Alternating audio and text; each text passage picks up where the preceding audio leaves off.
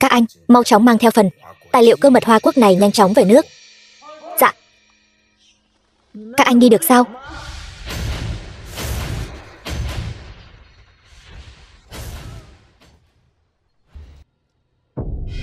Đậu phộng, là đặc công thần điện.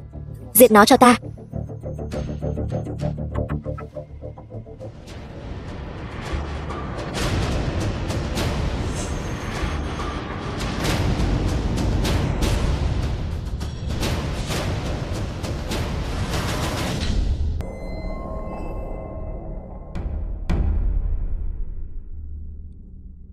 Vương bài đặc công. Quả nhiên danh bất hư truyền.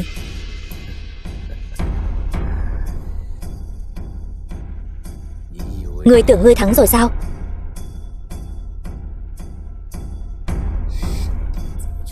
Thần điện sớm đã vứt bỏ ngươi rồi.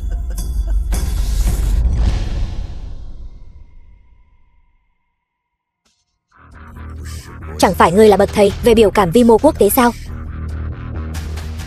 Ta nói có đúng sự thật không? Trong lòng ngươi tự biết rõ. Ngươi nói nhiều quá rồi.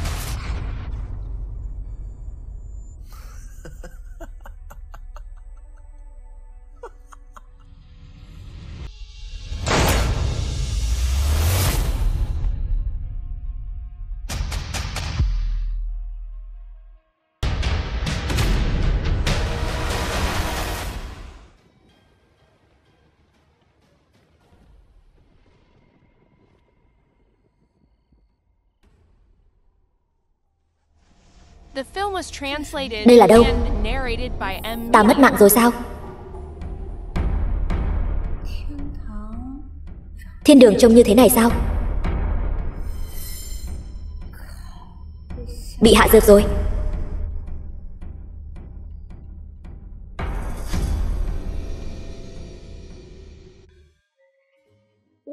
Trời ơi, mặt non thế này.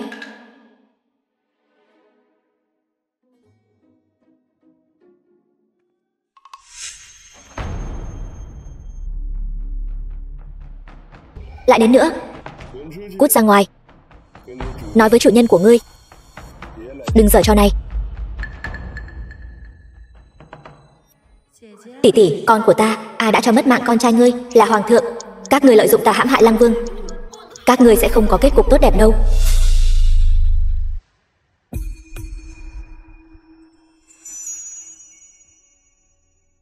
Ta bảo ngươi cút đi, ngươi không nghe thấy sao? Đây là ký ức của thân thể này sao? Nhưng không phù hợp với tuổi hiện tại. Chẳng lẽ là ký ức kiếp trước của cô ta? Ta đây là xuyên không rồi? Kiếp trước ta vẫn là bị hại mất mạng. Lăng Vương. Tối nay là Diệp Mộc Tâm bị hãm hại. Cái đêm ngủ với Lăng Vương.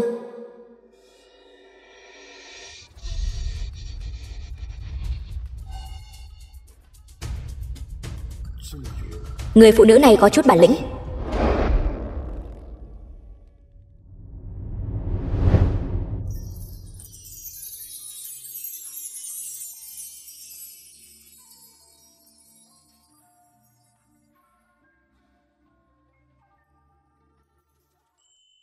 Thân thể này cũng quá yếu rồi. Không ổn. Trúng thuốc, toàn thân đều mềm nhũn.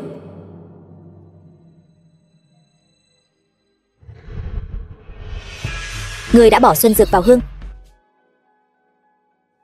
Nếu chủ nhân của các ngươi bảo ngươi chuẩn bị nhiều chiêu xấu như vậy, ta tiếp chiêu là được. Được thôi.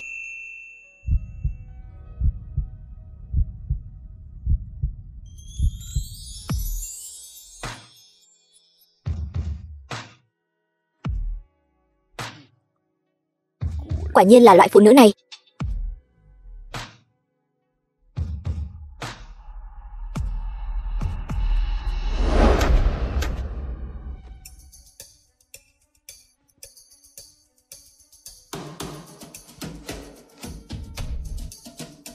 Quả nhiên là động vật suy nghĩ bằng nửa thân dưới. Mất mạng đến nơi rồi, còn nghĩ đến chuyện này.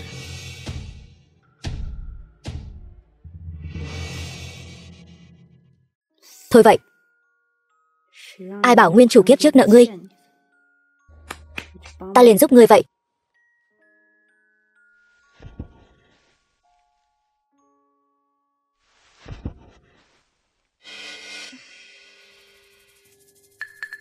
Không ổn, dược hiệu càng ngày càng mạnh, phải nhanh chóng tìm một biện pháp giải quyết.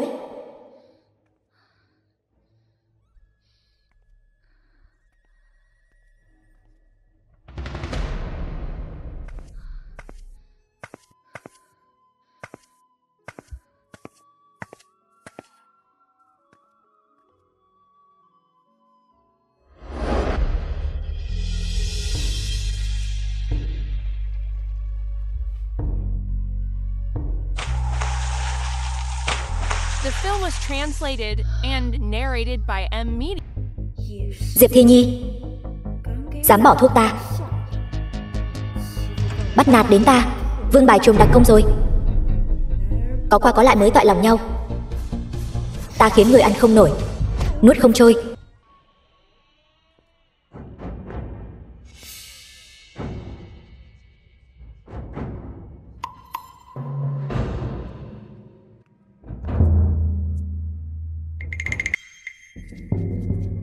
Tiểu thư, ta tìm được người rồi. Cô đi đâu vậy?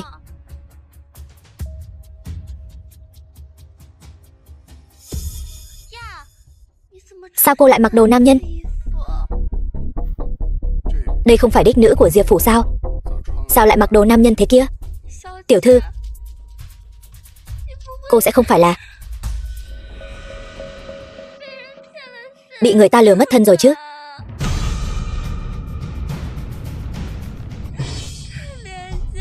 Thật đáng thương. Vậy phải làm sao đây?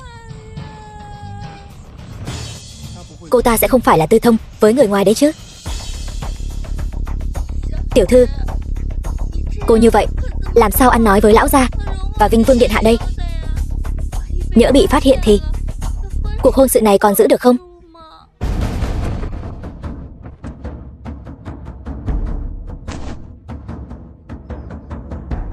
Vương gia, có cần chúng ta xuống không? Không cần gấp, cứ xem đã. Bề ngoài quan tâm, khóe miệng lại hơi nhếch lên. Rõ ràng là vẻ đắc ý hả hê. Nói, ai bảo ngươi đến vu oan ta? Tiểu thư, oan uổng quá. Ta là nha hoàn thân cận của cô, sao có thể vu oan cho cô được? Chỉ cần cô thành thật nói với Vinh Vương điện hạ, Vinh Vương điện hạ khoan hồng độ lượng, sẽ tha thứ cho cô. Vẫn còn xạo.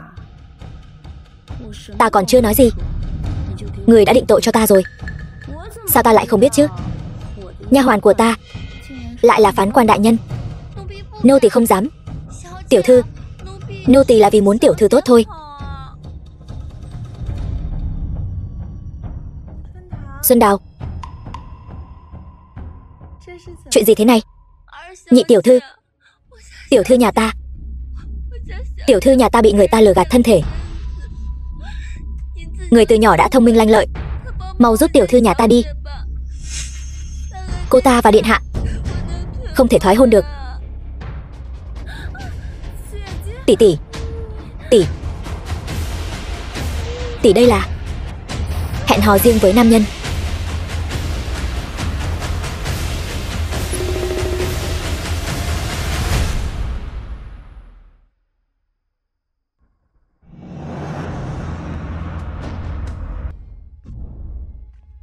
Vinh Vương thật sự như trích tiên vậy. Đúng vậy, nữ tử Diệp gia này thật sự là không xứng. Dạ Tầm ca ca, tỷ tỷ cũng là bị lừa thôi. Tỷ ấy không tự nguyện, huynh đừng hiểu lầm tỷ ấy.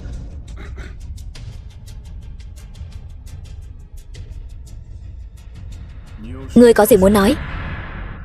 Vinh Vương, cái tên cặn bã này, ta nhớ là hình như chủ nhân cơ thể này năm đó chính là bị hắn ta dụ dỗ mới thảm như vậy. Ngốc quá đi được. Lời của loại cha nam này cũng tin. Xem ta báo thù cho cô thế nào. Nói đi chứ. Có phải Lăng Vương hắn bức bách ngươi không? Ngươi nói ra đi, ta làm chủ cho ngươi. Trời tối, ta chỉ là không cẩn thận rơi xuống hồ thôi. Có một người tốt bụng cho ta một cái áo khoác mà thôi.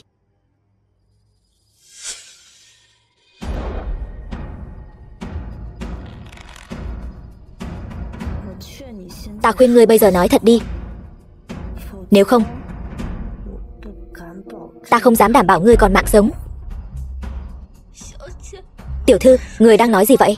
Ta sao nghe không hiểu? Bà đây chính là chuyên gia về biểu cảm vi mô hàng đầu thế giới đó. Dám nói dối trước mặt bà đây. Còn không định nói sao? Tiểu thư, Xuân Đào nói đều là sự thật. Ánh mắt dao động không yên, hai tay khẽ run rẩy, nói chuyện thì hụt hơi.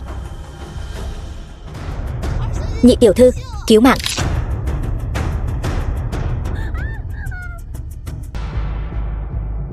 Ngoan, nói ra đi. Mặc kệ ngươi đã trải qua chuyện gì, ta sẽ luôn yêu ngươi. Đời trước bị các ngươi hãm hại, đời này còn muốn ta làm quân cờ cho ngươi sai khiến. Ta thật sự chỉ là bị rơi xuống hồ thôi mà. Hỏi lại ngươi lần cuối, bộ quần áo trên người ngươi rốt cuộc là của ai? Là của bản vương.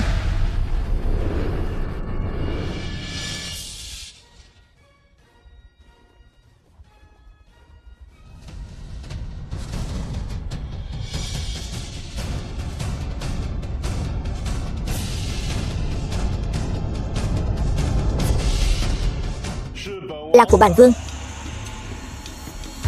Vinh Vương điện hạ, bộ quần áo này là của ta. Ngươi có vấn đề gì sao? Lăng Vương điện hạ.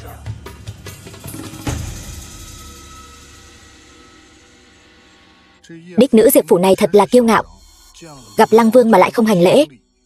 Chính là Lăng Vương điện hạ tôn quý là Nam Cương Vương, nắm trong tay 10 vạn trọng binh. Ngay cả hoàng đế thấy ngài ấy đều phải nhường nhịn 3 phần. Đích nữ nhỏ bé của Diệp phủ này lại to gan như vậy. Vinh Vương điện hạ, hoàng gia biệt uyển ồn ào náo nhiệt, nếu kinh động đến hoàng thượng, e rằng không ổn. Ta chỉ là muốn tra ra vị hôn thê của ta hẹn hò riêng với ai.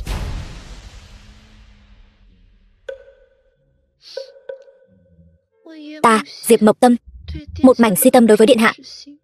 Trời đất chứng giám, mà giờ ta rơi xuống nước, điện hạ ngược lại không quan tâm an nguy của ta, còn nghi ngờ ta hẹn hò riêng với nam nhân bên ngoài. Điện hạ, ngài thật khiến ta cảm thấy một mảnh si tâm trước kia chung quy là trao lầm người. Ngươi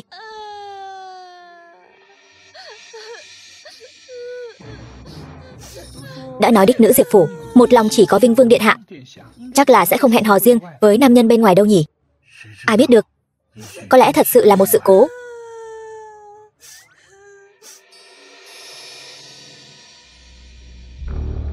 Hẹn hò riêng? Ta thấy vị tiểu thư này khí chất phi phàm, gan dạ sáng suốt, không giống người sẽ hẹn hò riêng với người khác. Vinh Vương điện hạ, người còn chưa điều tra rõ chân tướng đã cùng người khác vu oan cho vị hôn thê của mình, e rằng không ổn đâu nhỉ?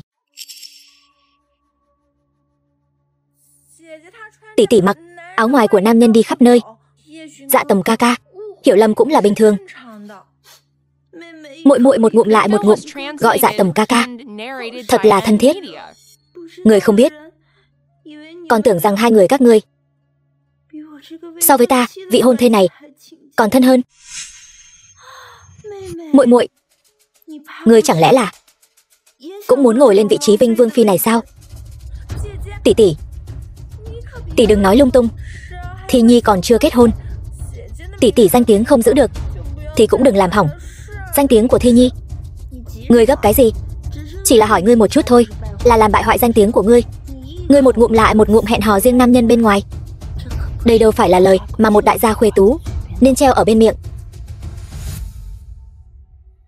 Hình như là vậy. Một nữ tử còn chưa xuất giá, ở trước mặt nam nhân nói loại chuyện này, vậy mà không hề e thẹn. Diệp Mộc Tâm, khi nào thì trở nên lanh lợi như vậy? Diệp Thi Nhi, cái hình tượng trà xanh tỏa hương của ngươi, cứ chờ bổn tiểu thư xé nát hết cho ngươi. Bổn vương đi ngang qua bờ hồ, tình cờ thấy vị tiểu thư này rơi xuống hồ, y phục toàn thân ướt đẫm, liền đem y phục cho nàng. Trong miệng các ngươi biến thành bổn vương cùng nàng hẹn hò riêng. Ta, Lăng Vương, muốn ai? Còn cần phải hẹn hò riêng với người khác sao? Đúng vậy, Lăng Vương điện hạ là Nam Cương Vương, tay nắm giữ 10 vạn binh quyền, vô số nữ tử nhào vào ngày ấy, cần gì phải hẹn hò riêng? Đúng vậy, chắc chắn là Lăng Vương điện hạ tâm thiện, cứu được Diệp đại tiểu thư. Ngươi có biết vu khống bản vương là tội lớn đến mức nào không? Ngươi có mấy cái đầu để mà chém? Thi Nhi không dám. Hay là nói Diệp tiểu thư không tin lời bản vương, muốn đem bản vương ra cũng tra khảo một phen sao? Thi Nhi không dám. Không thể để hắn tra tiếp, sớm muộn gì cũng sẽ bại lộ. Nếu Lăng Vương đã nói như vậy, chắc hẳn cũng chỉ là một hồi hiểu lầm. Chuyện này đến đây là kết thúc. Dạ Tầm ca ca, việc này ta nói đến đây là kết thúc. Không nghe hiểu sao? Vậy Lăng Vương điện hạ, xin cứ tự nhiên. Xem đủ chưa? Còn mong bản vương diễn cho các ngươi một màn kịch nữa sao?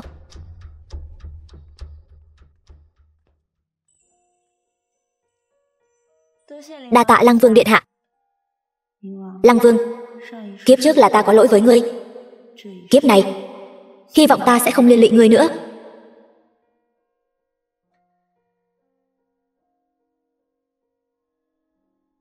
Có chút thú vị. Tham kiến Nhu Phi nương nương. Con bé này sau này gặp bản cung không cần đa lễ.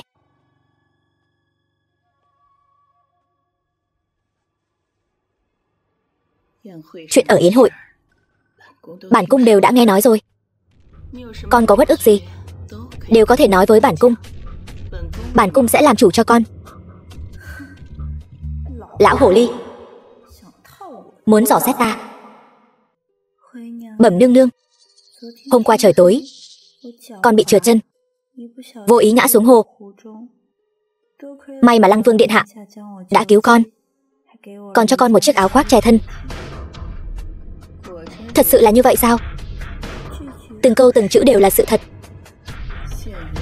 Hiện giờ danh tiếng của con đã bị hủy hoại, nhưng nếu con chịu nói là Lăng Vương hạ dược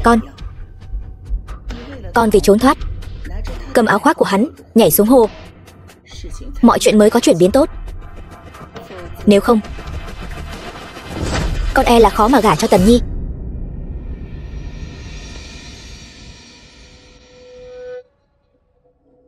Nương nương nói phải, nhưng con không thể vì danh tiếng của bản thân mà đẩy Lăng Vương vào chỗ bất nghĩa. Tâm Nhi danh tiếng có tổn hại, quả thật không xứng với vị trí Vinh Vương phi.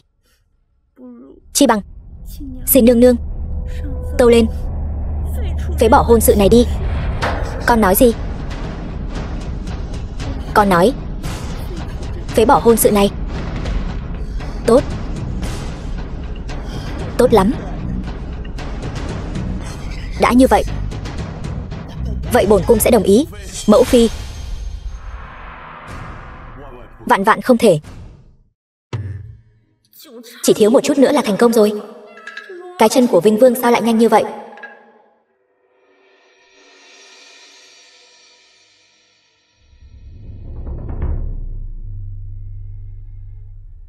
Mẫu phi, con sẽ không từ hôn với Tâm Nhi đâu.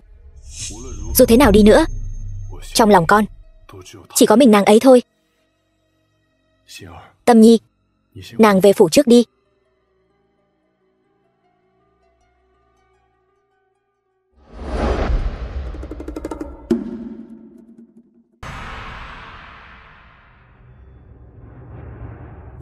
Lão yêu bà, lại còn không định cho bổn tiểu thư ăn cơm.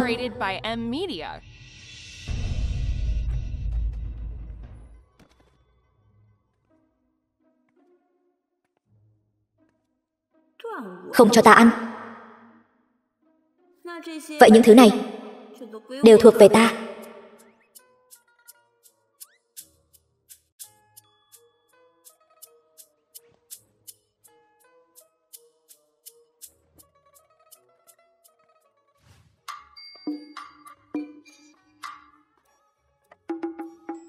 Chỉ với cái tưởng thấp bé này còn muốn cản ta.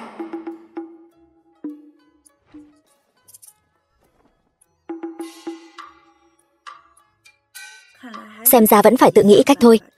Kiếm tiền ăn cơm mua đồ.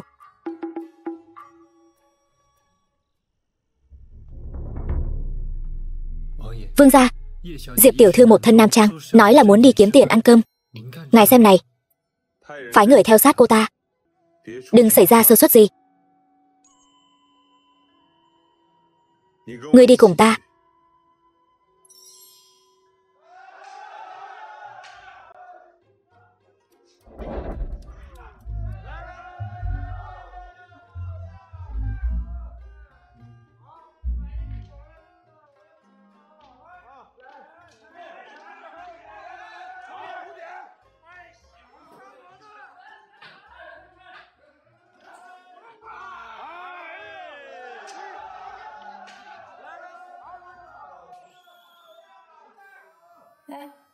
Người này là ai? Hắn là đệ nhất đổ thần kinh thành. Thắng hắn một lần là có vạn lượng hoàng kim. Đáng tiếc chưa từng có ai thắng được. Vạn lượng hoàng kim, thắng một lần được tự do tài chính rồi. Cược với ta một ván, thế nào? Ngươi là ai? Ai vậy? Chưa từng thấy người này. Cách kiếm tiền no bụng của Diệp cô nương quả nhiên khác với những nữ tử khác. Nếu nàng ta tầm thường, bản vương cũng sẽ không thích nàng. Tiểu công tử, ngươi muốn cược gì? Chỉ có chút tiền này. Tại hạ chỉ có vài lượng bạc vụn, một cây châm gỗ. Cược toàn bộ của ngươi. Chỉ chút đặt cược này. Sao? Không dám sao? Đương nhiên dám. Bất quá, chút đặt cược này của ngươi không đủ. Ta không cần chút bạc vụn này của ngươi. Nếu ngươi thua thì để lại đôi tay của ngươi. Có gì không dám. Cho dù là đôi tay của ta hay là những bạc vụn này, ngươi cũng đừng hòng thắng được. Đi chuẩn bị 50 vạn lượng ngân phiếu và một ít đồ ăn. Dạ. Ngươi muốn cược thế nào? Chơi xúc sắc. Một ván định thắng thua. Được. Hay. Chúng ta chơi chút mới lạ. Là thế nào? Người lắc xúc sắc, ta đoán lớn nhỏ. Khai một ván định thắng thua cũng mới lạ đấy. Chơi xúc sắc với ta. Không tự lượng sức. Đúng vậy, không tự lượng sức mình. May mà trước kia ở sòng bạc, lúc chấp hành nhiệm vụ đã được huấn luyện nghe tiếng phân biệt vị trí. Về phương diện nghe xúc sắc, còn chưa ai thắng được ta. Kỹ thuật lắc xí ngầu của hắn khắp kinh thành không ai địch nổi, biến hóa khôn lường. Lần này có chuyện hay để xem rồi.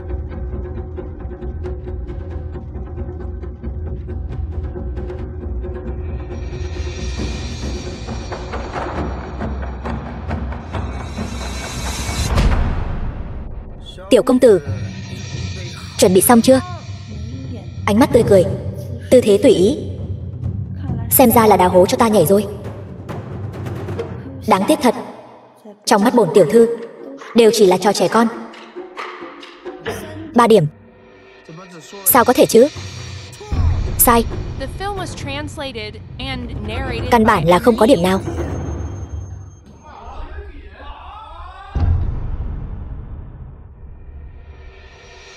Trời ơi, vậy mà vỡ vụn hết rồi. Không có điểm số. Người thua rồi. Người đâu? Đoạt 2 tay nó cho ta. Khoan đã. Sao có thể? Vậy mà vẫn còn một viên chưa vỡ. Là 3. Thật sự là 3. Tiểu công tử thắng rồi.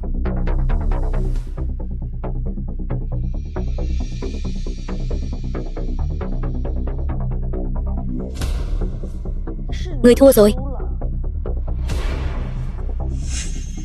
Sao có thể như vậy? Người thua rồi. Người gian lận. Ta người ở đây, mọi hành vi người ở đây đều thấy rõ. Sao có thể nói là gian lận? Đúng vậy.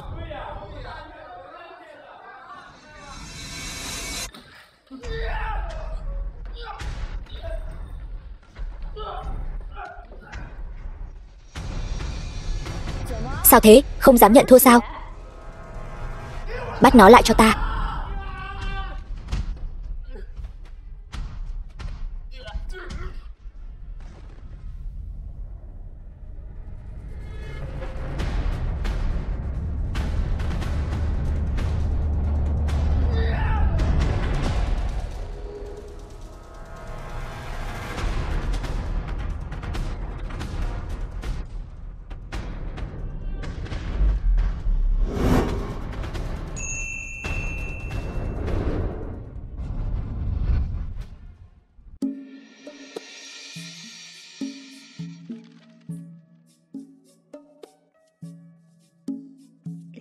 Hai vạn, 4 vạn, 6 vạn, 8.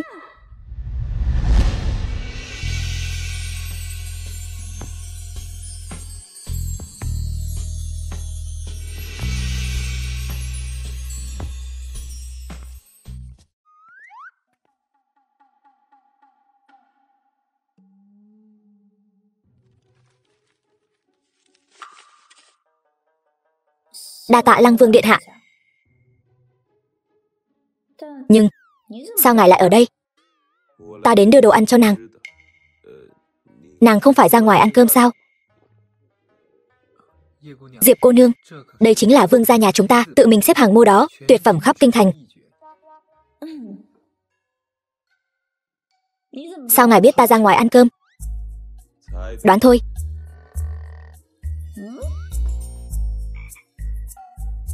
Nói dối. Có phải ngài phái người bên cạnh ta rồi không? Đây không phải là lo lắng cho an nguy của nàng sao?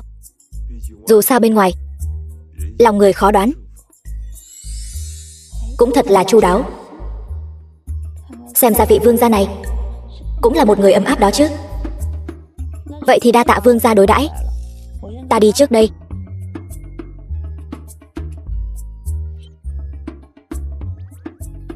Bị phát hiện thì phiền phức.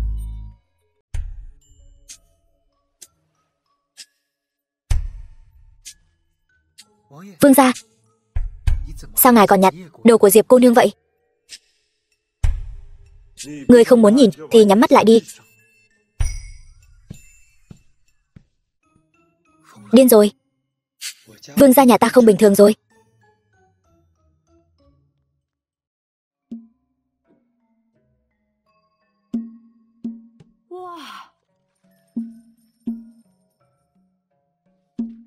Ra tay hào phóng.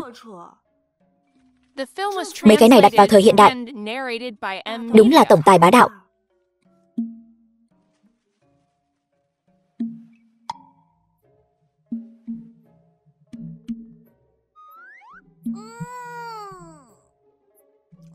Ngon. Chuyện gì vậy? Sao lại ngủ rồi? Ôi chao, không xong rồi. Mau đi xem đại tiểu thư còn ở từ đường không.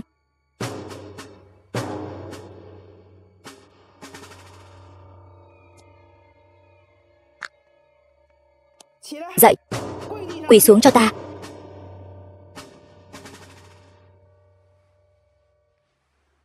Tại sao?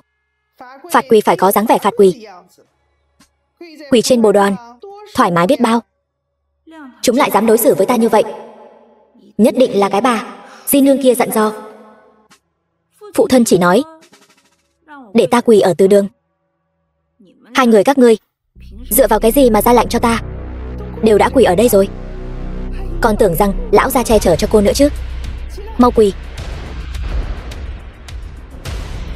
Ngươi giúp ta giữ chặt nó.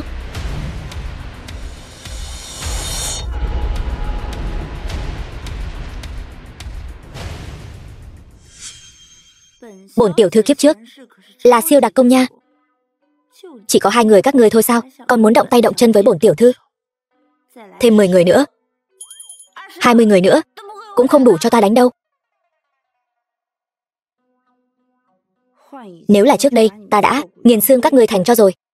Bây giờ thì cho các ngươi sống thêm 1 ngày. Coi như ta ban ơn cho các ngươi đấy. Trong cái nhà này, không ai thật lòng đối đãi với ta cả. Xem ra sau khi từ hôn, nhất định phải nghĩ đường lui thôi. Cũng may là vẫn còn chút ngân lượng này bên mình.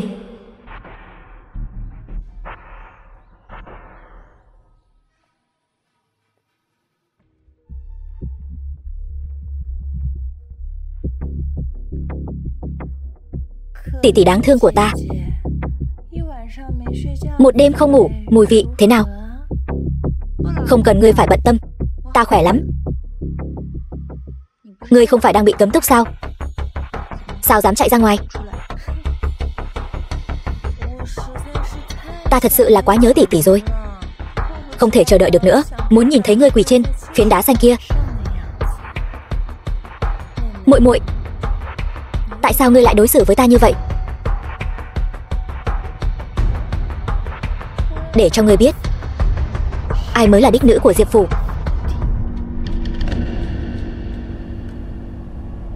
Đương nhiên là ta rồi. Đích trưởng nữ duy nhất của Diệp phủ, Diệp Mộc Tâm. Ngươi, đích trưởng nữ, ngươi còn tưởng là lúc trước sao? Mẫu thân ngươi mất mạng lâu rồi, ngươi còn nằm mơ sao?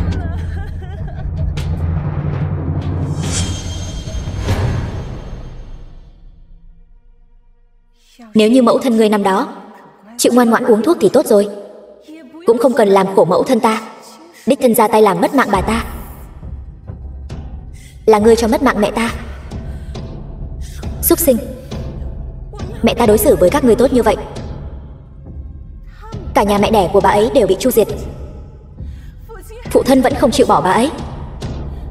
Bà ta không mất mạng, mẫu thân ta vĩnh viễn chỉ có thể làm thiếp, ta cũng vĩnh viễn chỉ có thể là thứ nữ.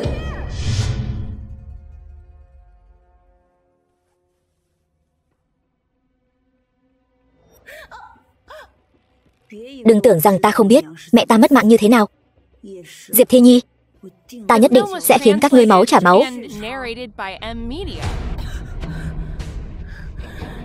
Đừng có giả bộ trước mặt ta cái vẻ ngây thơ thiện lương đó nữa. Ngươi là người như thế nào, ta biết rõ lắm. Ngươi có gì hơn người chứ? Mang một bộ mặt hồ ly tinh, chỉ là một kẻ quyến rũ đàn ông. Vừa hai người đã từ hôn rồi. Mẫu thân ta có thể vì ngươi chọn một mối lương duyên tốt. Ví dụ như thế tử của Lư Dương hầu phủ, thích nhất là mỹ nhân, thích nhìn thấy bọn họ bị đầy đọa đến khóc lóc. Con của Lý Các Lão, tàn bạo khát máu, đến giờ vẫn chưa cưới vợ. Ngươi nói đến lúc đó gả ngươi cho ai thì tốt đây? Ta đã sắp không thể chờ đợi được muốn nhìn thấy ngày này rồi. Ngươi muốn gả cho Vinh Vương, nhưng nếu ta không từ hôn, ngươi vĩnh viễn cũng đừng hòng có được vị trí chính phi của Vinh Vương. Chỉ bằng ngươi mà cũng xứng sao? Ngươi và mẫu thân ngươi đều như nhau, chỉ là thứ hạ tiện. Ngươi nên đi theo mẫu thân ngươi, cùng nhau xuống mổ đi.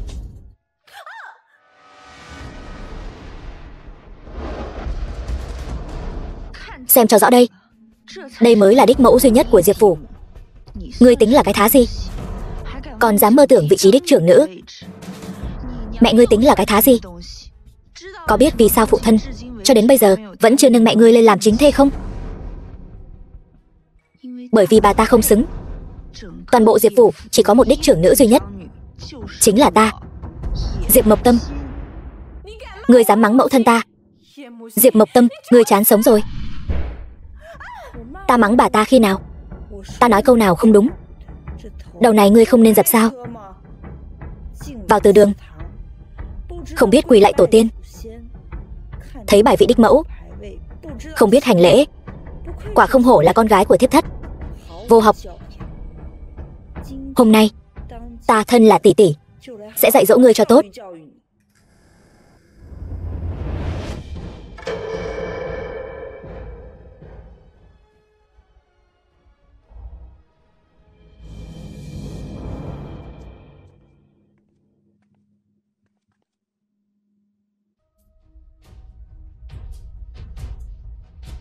Diệp Thi Nhi, đã người tự mình đưa tới cửa thì đừng trách ta.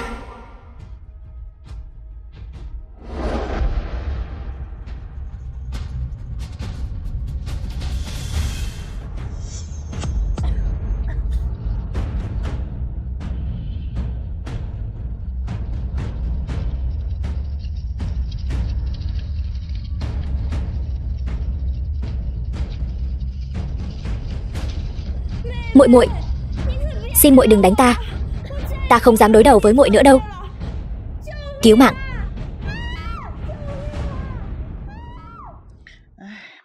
Không sao, họ chỉ đùa nhau thôi. Mùi gì vậy? Hình như có cái gì cháy rồi. Hình như truyền đến từ phía từ đường. Từ đường cháy rồi, mau đi cứu hỏa.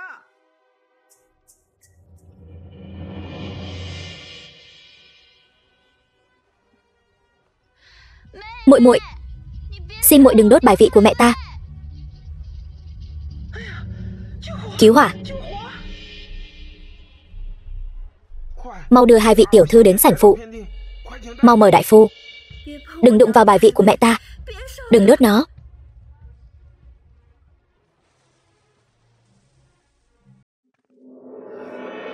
Lăng Vương, mau mời vào trong. Không biết vương gia đến đây là có chuyện gì?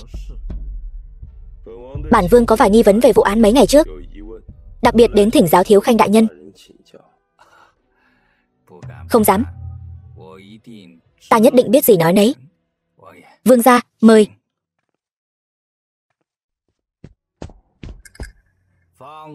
Vô lễ. Trước mặt khách quý mà ăn nói lắp bắp. Ra thể thống gì? Lão gia, không xong rồi, từ đường cháy rồi.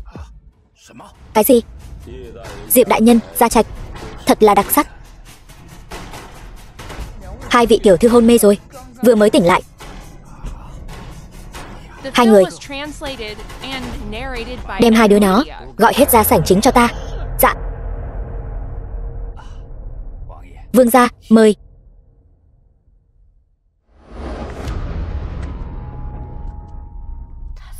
Sao ngài ta lại ở đây? Hai đứa quỳ xuống cho ta. Diệp Thi Nhi, tại sao con lại xuất hiện ở từ đường? Con, chẳng phải con đang bị cấm túc sao?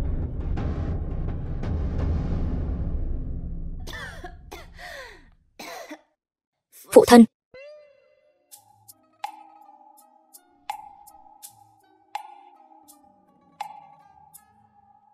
Phụ thân, đây là bài vị của mẫu thân. Người mau khuyên nhủ muội muội đi. Muội ấy muốn đốt bài vị của mẫu thân. Tỷ ăn nói hàm hồ. Ta không có. Muội vừa bước chân vào từ đường liền nói mẫu thân là con gái của tội thân. Linh bài không xứng đặt ở từ đường.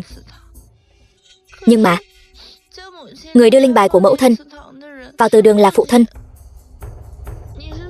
Ý muội là phụ thân sai sao? Khéo miệng thật đấy. Láo xược. Muội không nghe lệnh của phụ thân, tự ý rời khỏi phòng đến từ đường đánh ta. Giờ đây muội mưu đồ đốt bài vị mẫu thân ta không thành, ngược lại muốn đốt cả từ đường. Vậy thì phải làm sao đây?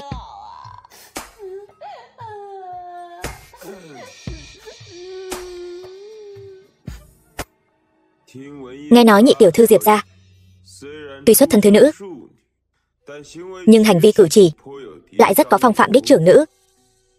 Dịu dàng, rộng lượng, hiểu biết lễ nghĩa, quả là trăm nghe không bằng một thấy. Xem ra lời đồn không đáng tin. Bổn vương thấy Diệp nhị tiểu thư ngược lại rất có phong thái, đánh đá trợ búa. Hôm nay hai người các ngươi làm mất hết mặt mũi của lão phu rồi. Diệp Thi Nhi, con cút về phòng cho ta. Tiếp tục cấm túc. Chỉ là tiếp tục cấm túc. Lão già này cũng quá thiên vị rồi. Nếu mà là ta, không bị gia pháp xử lý mới lạ.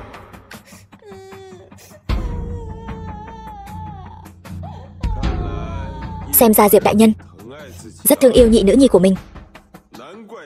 Chẳng trách nó dám cãi lời cha mẹ, tự ý rời khỏi phòng. Hôm nay dám đốt từ đường, mai dám đốt cả Diệp phủ. Diệp đại nhân, ngài nói có phải không?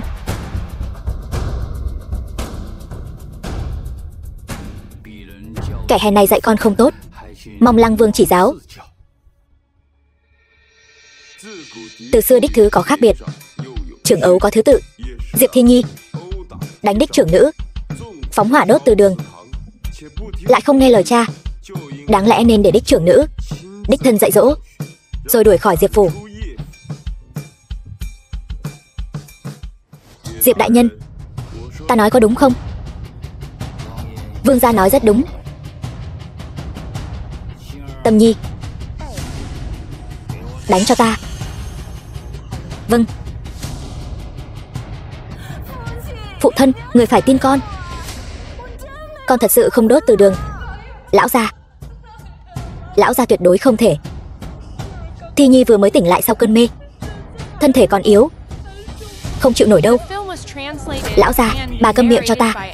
Chính là do bà dung túng mới khiến Diệp Thi Nhi vô pháp vô thiên như vậy. Các người còn coi ta và Lăng Vương ra gì nữa không?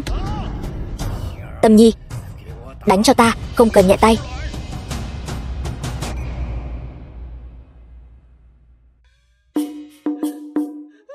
Đừng mà, lão gia. Đừng mà lão gia. Đến. Quay lại. Xem ta. Xem đi. Lão gia.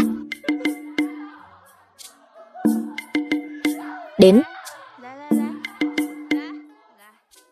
Đi đi. Thi Nhi. Diệp Thi Nhi, hôm nay chỉ là một sự khởi đầu. Bắt đầu từ hôm nay, ta muốn người phải trả giá cho những gì người đã làm. Người đâu? Đưa nhị tiểu thư đến biệt trang ngoài thành cho ta. Khi nào hối cải xong, khi đó lại đưa nó về. Nếu Diệp đại nhân có việc nhà cần giải quyết, bản vương xin phép đi trước. Cáo từ. Vương ra đi thong thả. Đánh đã rồi sao?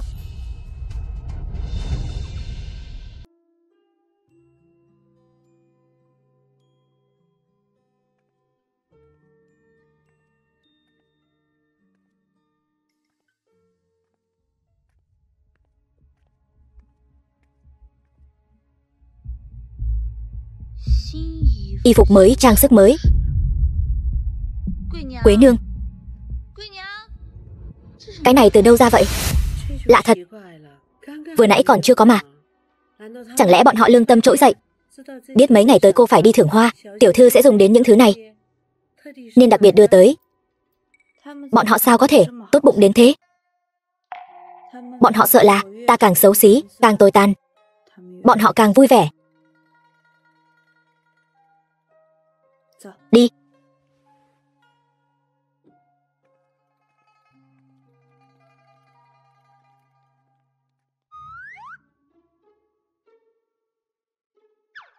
Ngươi nói nàng có thích không? Cứ thế đi vào rồi.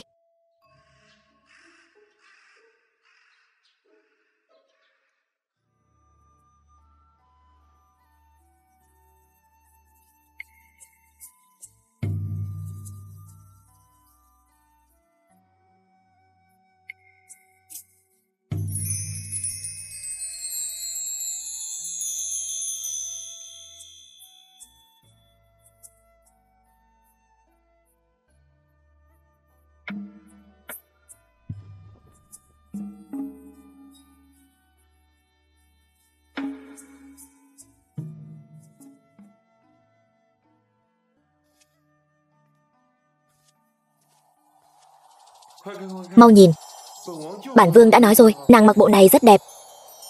Quả không hổ là người phụ nữ bản vương để mắt tới, thật xinh đẹp.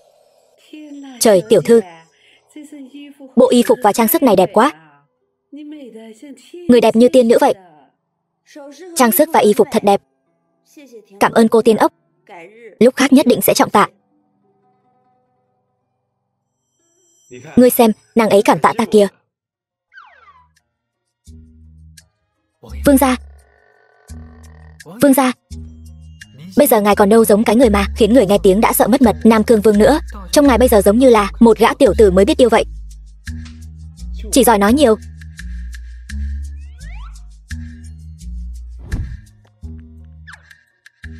Ai?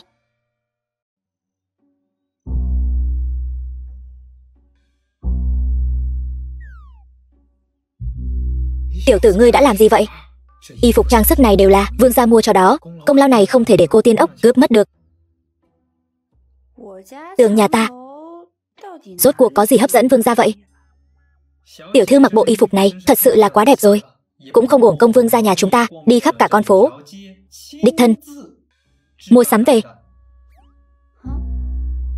Thật sao? Đâu có, chỉ là vừa hay nhìn thấy, nghĩ là hợp với nàng nên mua thôi, đâu phải là vừa hay. Thượng thư bộ lại đã sớm đến Lăng Vương phủ rồi, giờ còn đang đợi ngài về đó. Nhưng mà vương gia ta đây nhất định phải đích thân đưa đến cho đại tiểu thư. Còn nói nữa, trở về ta sẽ khâu miệng ngươi lại. Lăng Vương điện hạ, ấm lòng đưa than sưởi ấm trong ngày tuyết rơi này, tiểu nữ xin ghi nhớ trong lòng. Sau này nhất định sẽ cùng số tiền của bộ y phục này trả lại cho điện hạ.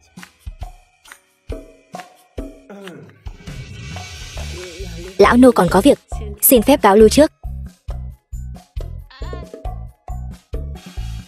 Bản vương không thiếu chút bạc đó. Bản vương rất thích nàng.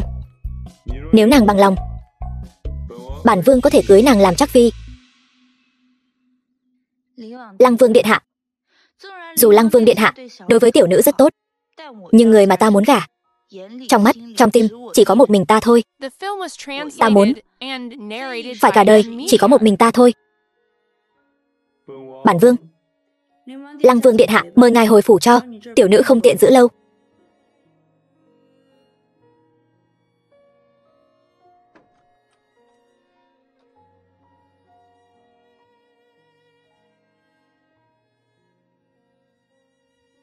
Tiểu thư, ta thấy Lăng Vương điện hạ lần này thật sự là để tâm đến người đó. Quế nương, có lẽ trước đây ta đối với Lăng Vương điện hạ có chút hảo cảm, nhưng ta sẽ không vì một chút hảo cảm này mà đi làm thiếp người ta. Ta sẽ cùng Vinh Vương hủy bỏ hôn ước.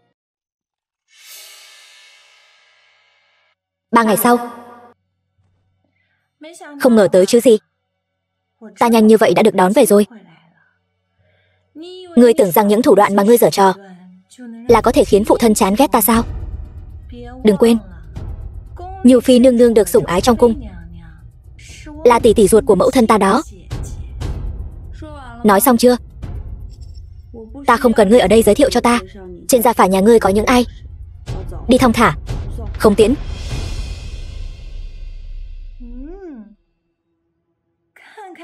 Xem nơi ngươi ở đi, ngay cả hạ nhân cũng không bằng.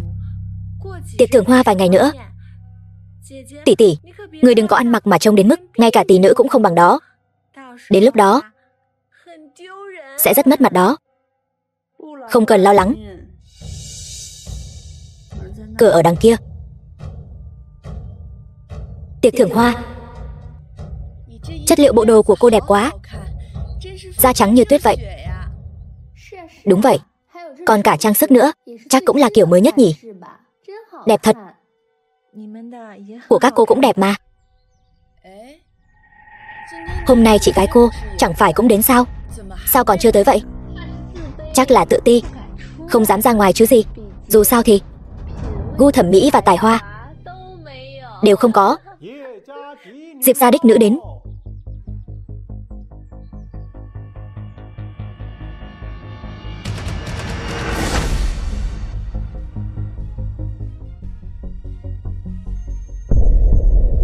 Diệp đại tiểu thư thật đẹp. Chiếc váy trên người cô ấy như phát sáng vậy. Chất liệu này tôi nghe nói là cống phẩm từ Tây Vực. Chỉ có 2 tấm. Một tấm dâng cho hoàng đế, còn một tấm vừa ra chợ đã bị người ta giấu tên mua với giá ngàn vàng. Không ngờ lại được mặc trên người Diệp đại tiểu thư. Còn tiện nhân này, bộ đồ này từ đâu mà tới vậy? Chẳng lẽ là Dạ Tầm ca ca tặng cho cô ta? Tỷ tỷ đến rồi. Sao đến trễ vậy? Muội còn tưởng tỷ vì chuyện ở trong cung lần trước không muốn đến cái nơi đau lòng này nữa chứ. Nhiều phi nương nương giá đáo.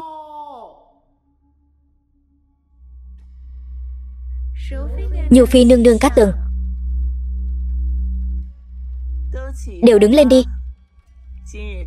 Hôm nay hoa nở thật đẹp, mọi người tự do thưởng lãm đi. Nhiều phi nương nương, thần nữ có một ý kiến nhỏ mọn, không biết có nên nói ra không? Cứ nói đừng ngại. Nay cảnh đẹp thế này, chỉ bằng mọi người ngâm một bài thơ do Nhu phi nương nương phân xử. Thế nào? Không tệ, bổn cung chuẩn tấu. Mọi người tự chọn làm thơ. Bổn cung sẽ lấy cây châm vàng, hồng ngọc trên đầu làm phần thưởng. Ai đoạt được vị trí đầu sẽ thưởng cho người đó. Có vài người đừng có vẻ ngoài hào nhoáng, hữu danh vô thực, đến một bài thơ cũng làm không xong đó nha. Diệp Mộc Tâm, ta phải xem cái đầu không biết chữ như cô sẽ mất mặt như thế nào. Đợi ta ở đây. May mà ta đã chuẩn bị trước. Tỷ tỷ, chúng ta đều nói xong rồi. Sao tỷ còn chưa nói gì vậy? Chẳng lẽ là không nói được sao? Diệp tỷ tỷ, tỷ nói một câu cũng được. Tỷ muội sẽ không làm khó tỷ đâu. Tâm Nhi, con là đích nữ của Diệp phủ, lẽ ra phải đọc nhiều sách vở. Sao lại im lặng như vậy? Lão nương thuộc thơ còn nhiều hơn nước trong đầu các ngươi. Muốn làm khó ta? Bẩm nương nương, thần nữ không nói trước, chỉ là sợ cướp mất phong thái của các muội muội. Ta sợ ta nói ra, những người khác sẽ không dám nói nữa. Tỷ tỷ, lời nói đừng nên quá tự tin. Lát nữa không ngâm thơ được thì không hay đâu. Nói năng ngông cuồng như vậy, đừng nói là lát nữa tính làm thơ con cóc đấy nhé. Bắt đầu đi. Nương nương, thần nữ thấy hoa đào hôm nay nở rộ vô cùng tươi thắm, liền mượn hoa đào làm một bài thơ. Nhân gian tháng tư hoa thơm cỏ lạ tàn, trong cung hoa đào mới bắt đầu nở rộ.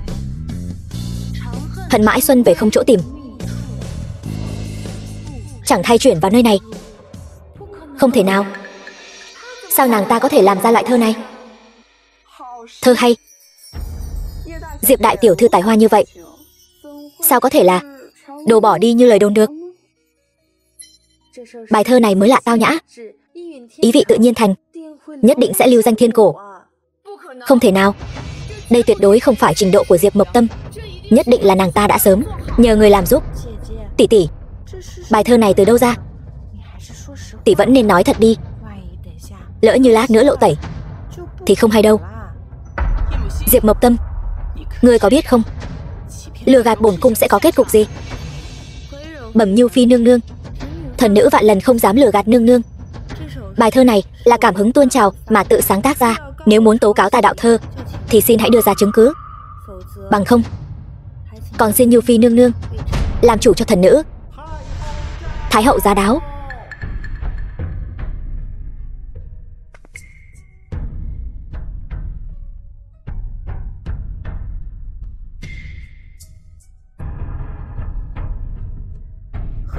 Sao lại ồn ào như vậy?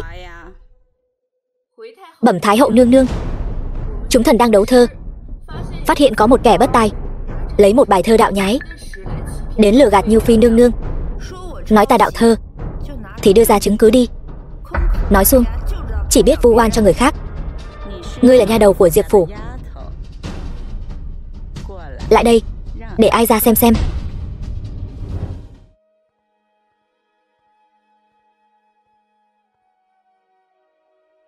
Ngươi rất giống mẫu thân của ngươi. Mẫu thân của ngươi đã từng là một trong những nữ tử ta yêu thích nhất. Tài hoa và tướng mạo, đó là tuyệt phẩm. Đáng tiếc thay, hồng nhan bạc mạnh. Mẫu hậu Địch mẫu Diệp gia đã mất, The film was lại nhắc đến nàng. translated and Chỉ sợ narrated by M. người đang dạy ai ra làm việc sao? Thần thiếp không dám. Thái hậu nương nương, kẻ này to gan, lại dám công nhiên thách thức uy nghiêm hoàng gia, lấy một bài thơ đạo nhái để lừa dối hoàng thất. Các ngươi nói nàng đạo nhái, có chứng cứ không? Chứng cứ? Cần chứng cứ gì? Diệp Mộc Tâm từ trước đến nay đều không có tài học gì. Ở học đường, thành tích luôn là đội sổ. Diệp Mộc Tâm, người hôm nay phải nói ra, thơ từ đâu mà có? Người đâu? Đem nó giam vào thiên lao cho ta. Đánh nó mạnh vào. Nếu nó cố ý không nhận, thì lấy tội lừa dối hoàng thất, đánh mất mạng cho ta. Chậm đã. Nhu phi nương nương là muốn hành hình ép cung sao? Các người không có chứng cứ, ta ngược lại có một vài thứ có thể xem trình độ tài học của Diệp đại tiểu thư rốt cuộc như thế nào. Nói ra cũng khéo, bản vương thời gian trước vừa hay ở Diệp phủ nhặt được một quyển tập thơ của Diệp đại tiểu thư, đang định tìm thời gian để Diệp đại nhân chuyển giao. Hiện tại vừa hay vật về nguyên chủ, mang lên đưa cho ai ra xem.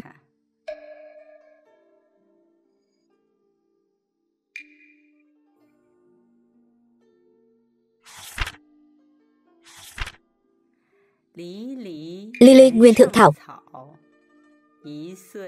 nhất tuế nhất khô vinh, dã hỏa thiêu bất tận, xuân phong suy hiệu sinh. Tốt, thật là một bộ vẻ tươi tốt, hướng về vinh quang, bộ dạng kiên cường bất khuất. Không nhìn ra, Diệp đại tiểu thư lại là một người kiên cường. Viết thật hay. Sinh đương tác nhân kiệt, tử diệt vi quỷ hung. Không tồi. Tuy là nữ tử, lại không tự khinh tự tiện, hoài bão hùng tâm tráng trí. Tốt. Thơ trong này, mỗi bài thơ đều khiến người ta tán thưởng. Nha đầu, tài học này của ngươi, có đi dạy học cũng không quá đáng.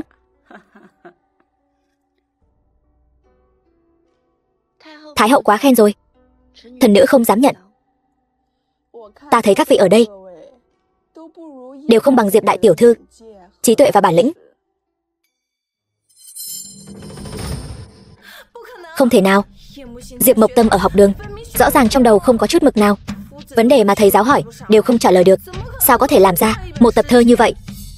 Ngươi nói bản vương mắt kém, là một kẻ tầm thường, không hiểu tên viết ở trang đầu sao? Thần nữ không có ý đó. Xin Thái hậu minh xét. Thần nữ chỉ là không muốn mọi người bị một kẻ vô đức hạnh lừa gạt. Được rồi, đã không tin, ai gia đã có cách riêng, ồn ào náo nhiệt, ra thể thống gì? Vậy thì để ai gia đề ngẫu hứng. Các ngươi trong vòng 1 nén hương phải làm xong, do ai gia và các vị vương gia nhận xét. Các ngươi nói có được không? Dạ.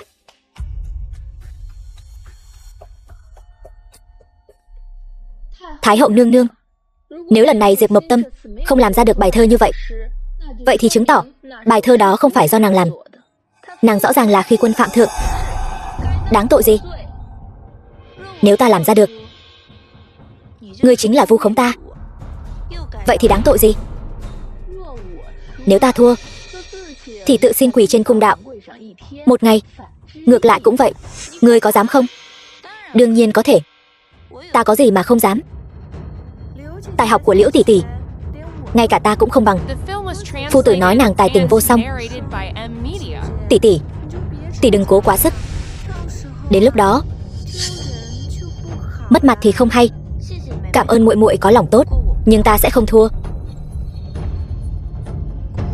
Cung đạo được lát bằng gạch đỏ, quỳ 1 ngày không mất mạng cũng tàn. Diệp Mộc Tâm, ta xem lần này ngươi làm thế nào. Vậy ai gia và các vị vương gia làm chứng cho. Vậy thì lấy mẫu đơn làm đề. Bắt đầu đi.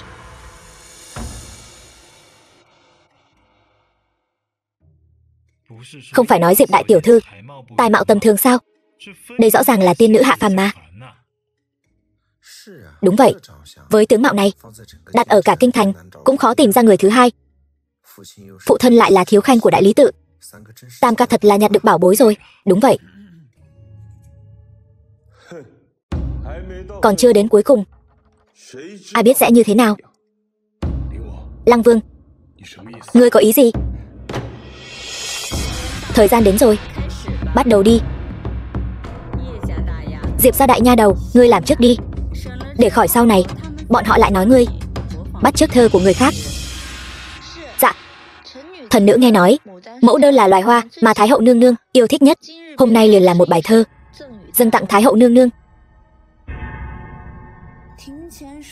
Trước sân thực dược thiếu vẻ yêu kiều, trên ao phù dung kém phần thanh khiết. Duy có mẫu đơn là quốc sắc thiên hương. Hoa nở rộ làm rung động kinh thành. Hay, thơ hay.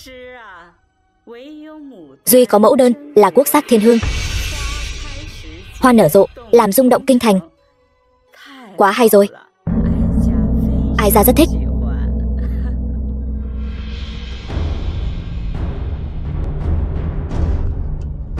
Sao có thể như vậy?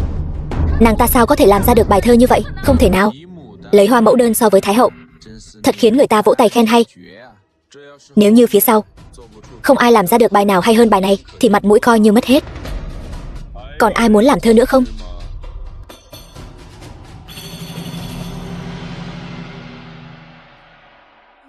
Tài tình của Diệp đại tiểu thư khiến ta ngưỡng mộ.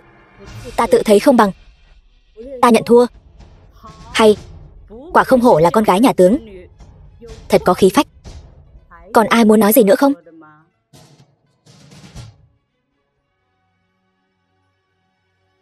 Thần nữ cũng xin nhận thua. Các ngươi không đem thơ các ngươi làm ra đây sao? Diệp Mộc Tâm, người giả bộ bao năm, vậy mà giờ lại ở đây chờ ta. Tỷ tỷ có tài hoa như vậy, sao không nói với muội muội một tiếng? Ta cũng muốn cùng tỷ tỷ luận bàn một chút. Ta và muội muội ở rất xa nhau, giàu nghèo cách biệt quá lớn. Muội muội sao chịu hạ mình đến chỗ ta?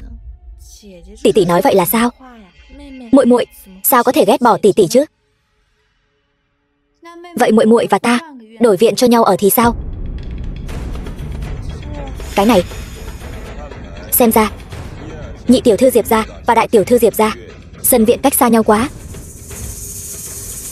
Hôm khác ta phải để hoàng thượng dạy dỗ Diệp thiếu khanh một phen. Làm phụ thân sao có thể thiên vị thứ nữ? Không phải vậy. Ta nguyện ý đổi viện với tỷ tỷ. Là đưa ra thơ do chính ngươi làm, hay là nhận thua? Ngươi chọn đi. Không thể nào, đây không phải thơ ngươi làm. Ta không tin. Láo xược. Trước mặt Ai gia và các vương gia, ngươi muốn hủy ước, giỡn mặt với Ai gia sao? Thái hậu tha mạng. Thái hậu tha mạng.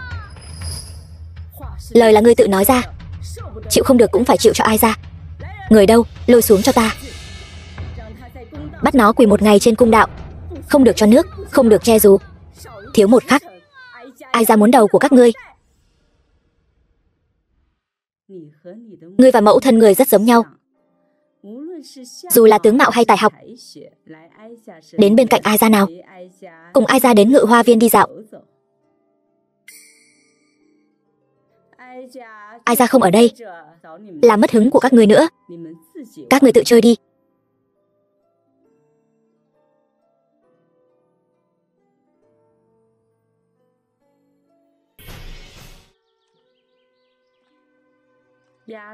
Nha đầu, ngươi ở Diệp phủ sống có tốt không? Bẩm Thái hậu, tạm sống qua ngày. Cái mộ thiếp Diệp phủ đó không phải thứ tốt lành gì.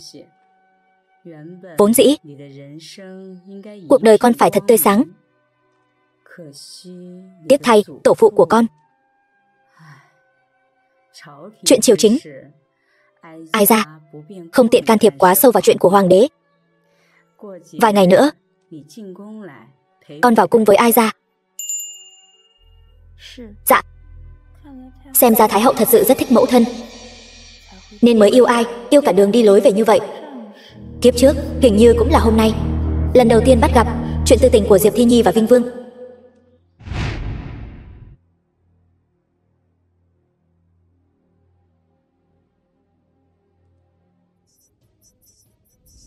Điện hạ, các người đang làm gì vậy? Tỷ tỷ. Giật cả mình. Vừa nãy chân ta bị trượt, may là Vinh Vương điện hạ đã đỡ ta, nếu không ta đã rơi xuống cái ao này rồi. Diệp nhị tiểu thư không cần khách khí, bổn vương chỉ là tiện tay thôi. Muội đó, đi đường cũng không biết nhìn đường. Diệp Mộc Tâm ơi là Diệp Mộc Tâm, thật là bọn họ nói gì ngươi cũng tin. Diệp Thi Nhi, ta sẽ giúp người đạt thành tâm nguyện ngay thôi. Người nhất định phải cảm ơn ta đó.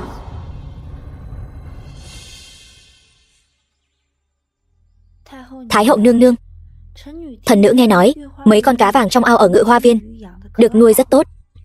Thần nữ muốn đi xem. Thái hậu nương nương có bằng lòng dẫn thần nữ đi không? Con bé này.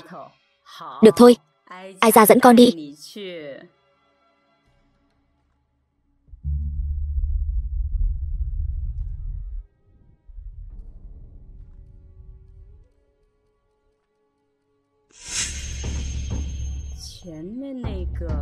Người phía trước kia là Vinh Vương sao?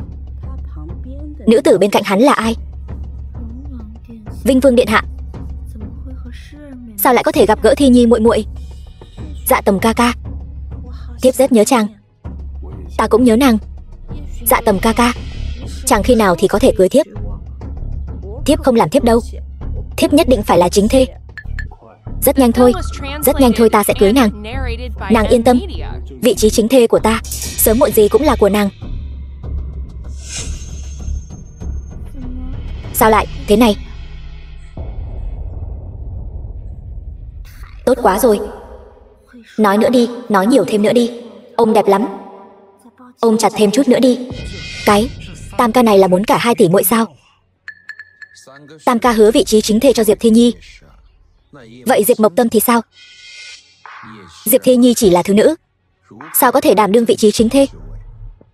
Nói không chừng tam ca của ngươi chính là người vì tình yêu mà từ bỏ tất cả đó, chỉ là muốn che mắt tất cả chúng ta mà thôi.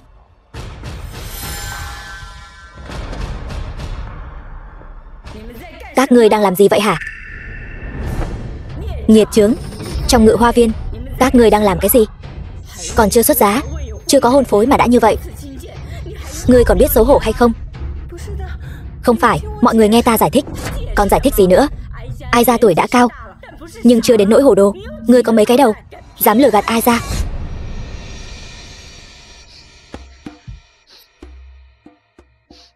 Muội muội, đừng nói nữa. Ta biết danh tiếng của ta không tốt.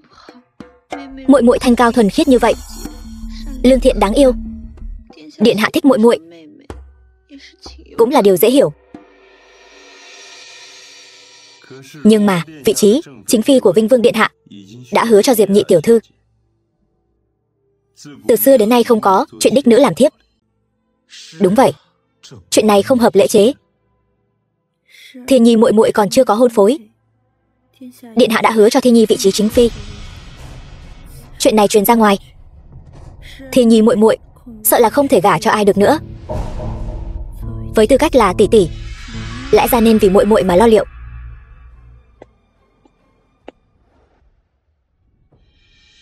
Thần nữ mạo muội thỉnh Thái hậu phế bỏ hôn ước của thần nữ với Vinh Vương điện hạ, hạ chỉ ban hôn Diệp Thi Nhi làm chính phi, cả cho Vinh Vương điện hạ. Không được. Sao? Vinh Vương điện hạ đây là không muốn sao? Vậy Diệp nhị tiểu thư thì sao? Đúng vậy, tam ca, hiện tại biện pháp tốt nhất chính là hủy hôn với Diệp đại tiểu thư. Diệp đại tiểu thư quả không hổ là đích nữ, quả nhiên độ lượng bất phàm. Vinh Vương điện hạ, trước đây ngươi đã không phân phải trái, vu oan Diệp đại tiểu thư, hẹn hò riêng nam nhân, đã vốn không thích, chi bằng nhân cơ hội này đôi bên dứt khoát đi. Ta thấy ngươi và Diệp nhị tiểu thư rất xứng đôi đấy. Ngươi. Được rồi. Sự đã đến nước này, đã ai ra nhìn thấy thì không thể coi như không biết. Ai ra sẽ hạ chỉ, phế bỏ hôn ước của hai người các ngươi. Còn về các ngươi, nhanh chóng thành hôn đi. Cuối cùng cũng thoát khỏi hôn ước này rồi. Diệp Thi Nhi, ngươi cứ chặt chẽ cùng Vinh Vương trói buộc lấy nhau đi. Ta sẽ khiến các ngươi cùng sống cùng diệt.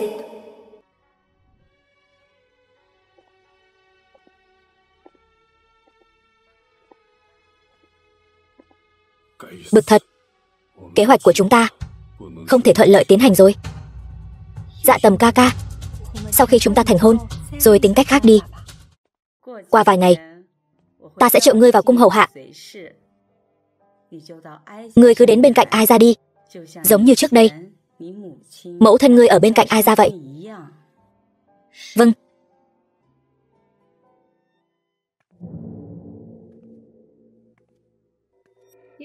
Kìa, phế vật vô dụng cũng về rồi.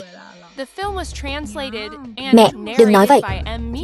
Lát nữa để tỷ tỷ nghe thấy lại nghĩ quẩn thì sao? Bất quá chỉ là một kẻ bị ruồng bỏ, bày đặt cho ai xem chứ? Đích nữ thì sao chứ? Vinh Vương phi tương lai chính là Thi Nhi của chúng ta. Chuyện này ai mà không biết. Vinh Vương có khả năng lớn nhất trở thành người được chọn làm thái tử. Bà nói lớn tiếng thêm chút nữa đi, để cho thiên hạ mọi người đều nghe thấy bà suy đoán ý chỉ của thánh thượng. Ngươi chỉ là một vị trí chính phi của Vinh Vương mà thôi, có đáng gì? Đồ ta không cần. Hai người các ngươi cứ tranh nhau nhặt lấy mà coi như bảo bối. Diệp Mộc Tâm, ngươi có ý gì? Ý ta là chúc hai người trăm năm hạnh phúc, bên nhau thật lâu thật dài. Nhất định đừng chia tay đi hại người khác. Đúng rồi, đồ đạc của ngươi thu dọn xong chưa? Dọn dẹp phòng của ngươi cho sạch sẽ. Lát nữa ta sẽ chuyển vào. Tiện nhân, ngươi cũng xứng ở viện của ta sao? Vậy thì phải hỏi Thái hậu nương nương rồi.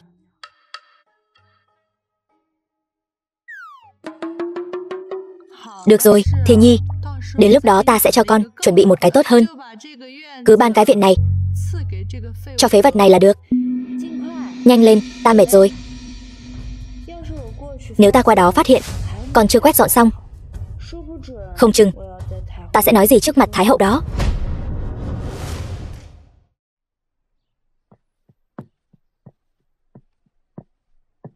Tiểu thư, sao chúng ta đột nhiên phải chuyển viện? Nhị tiểu thư muốn đến ở sao? Không chỉ mong nàng ta thật sự có thể đến ở, nhưng chúng ta thật sự phải đổi một nơi khác để ở. Nơi này vừa hẻo lánh vừa lạnh lẽo. Quế nương, ta hơi mệt rồi, ta về ngủ một giấc trước. Chúng ta lát nữa lại đi.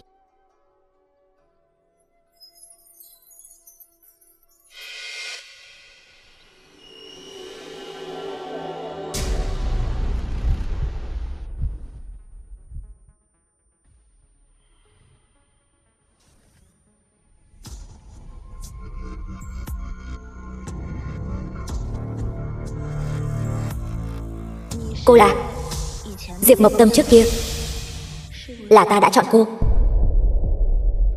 Cô võ công cao cường, độc lập, mạnh mẽ, không giống ta.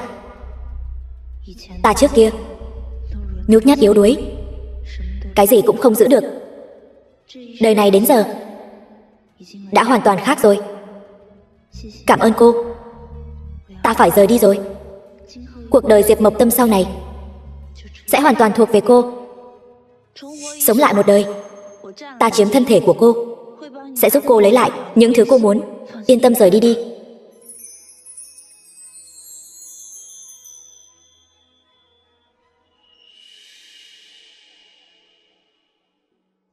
Tiểu thư, người làm sao vậy? Bị sốt rồi. Tiểu thư tỉnh lại đi. Tiểu thư, sao vậy? Người bị sốt rồi. Người chờ đó, ta đi mời đại phu cho người.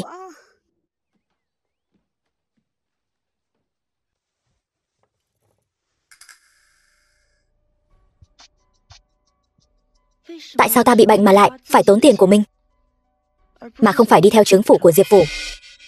Tiền tiêu hàng tháng của ta chỉ có chút đó thôi sao? Tiểu thư, người không biết, từ khi phu nhân đi rồi, cái người quản gia kia, mỗi lần tiểu thư bị bệnh, bị thương, bọn họ mời đều là lang băm. Có một lần, suýt chút nữa đã chữa mất mạng tiểu thư người rồi. Từ sau lần đó, người bị bệnh bị thương đều là ta đi mời đại phu. Chỉ là phần tiền của chúng ta 3 tháng mới lĩnh một lần, nhưng mà cũng còn may là vẫn có. Quá bắt nạt người rồi. Đi, tìm bọn họ tính sổ. Không được đâu tiểu thư. Người còn đang phát sốt đó. Ta dù có bệnh, trị bọn chúng vẫn dư sức.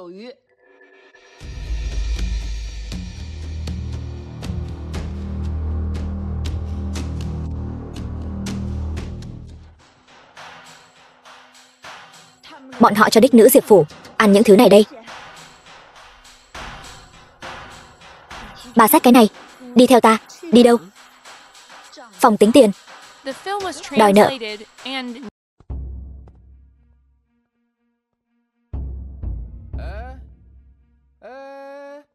Ngươi làm gì đó? Đây là nơi mà ngươi có thể tùy tiện đến sao? Lại đây, xuống đây.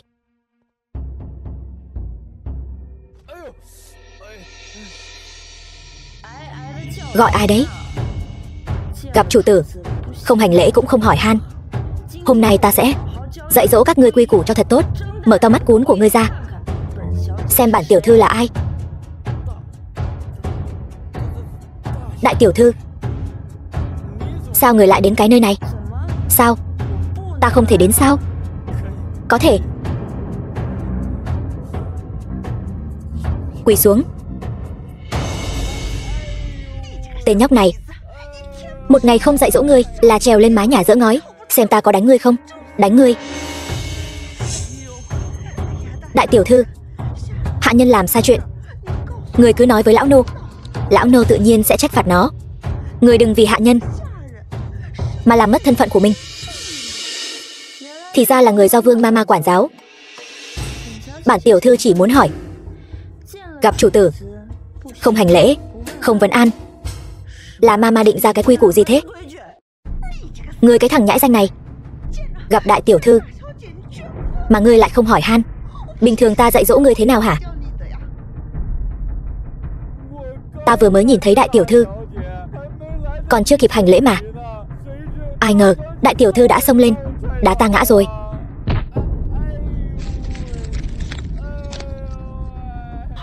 Thật là một lũ nô tài láu cá. Cậu giữ cửa mà lại không thấy người đi vào, ngay cả hành lễ cũng không kịp. Ta cần ngươi làm gì chứ? Đại tiểu thư bớt giận, lão nô nhất định sẽ trừng phạt nó thật nặng. Đại tiểu thư phải giữ gìn sức khỏe, ngàn vạn lần đừng tức giận, kẻo lại hại thân. Vậy Vương Mama nói nên phạt hắn thế nào cho phải đây? Phạt nó ở trước cửa chính viện quỳ 1 canh giờ, lại phạt thêm 1 tháng tiền công. Vậy thì ta nể mặt Vương Mama một lần. Đi.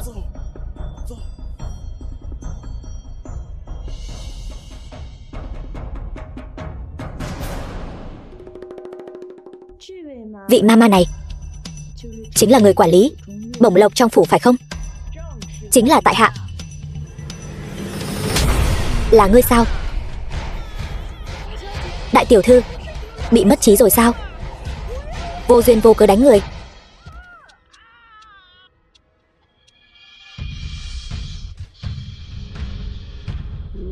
Vô duyên vô cớ. Cẩu nô tài. Bây giờ nghĩ lại, có biết tại sao đánh ngươi chưa? Nô tài không biết.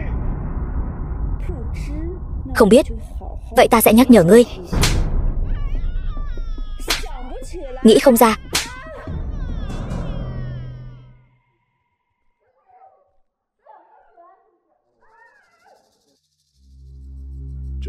Đây là cái thanh âm gì?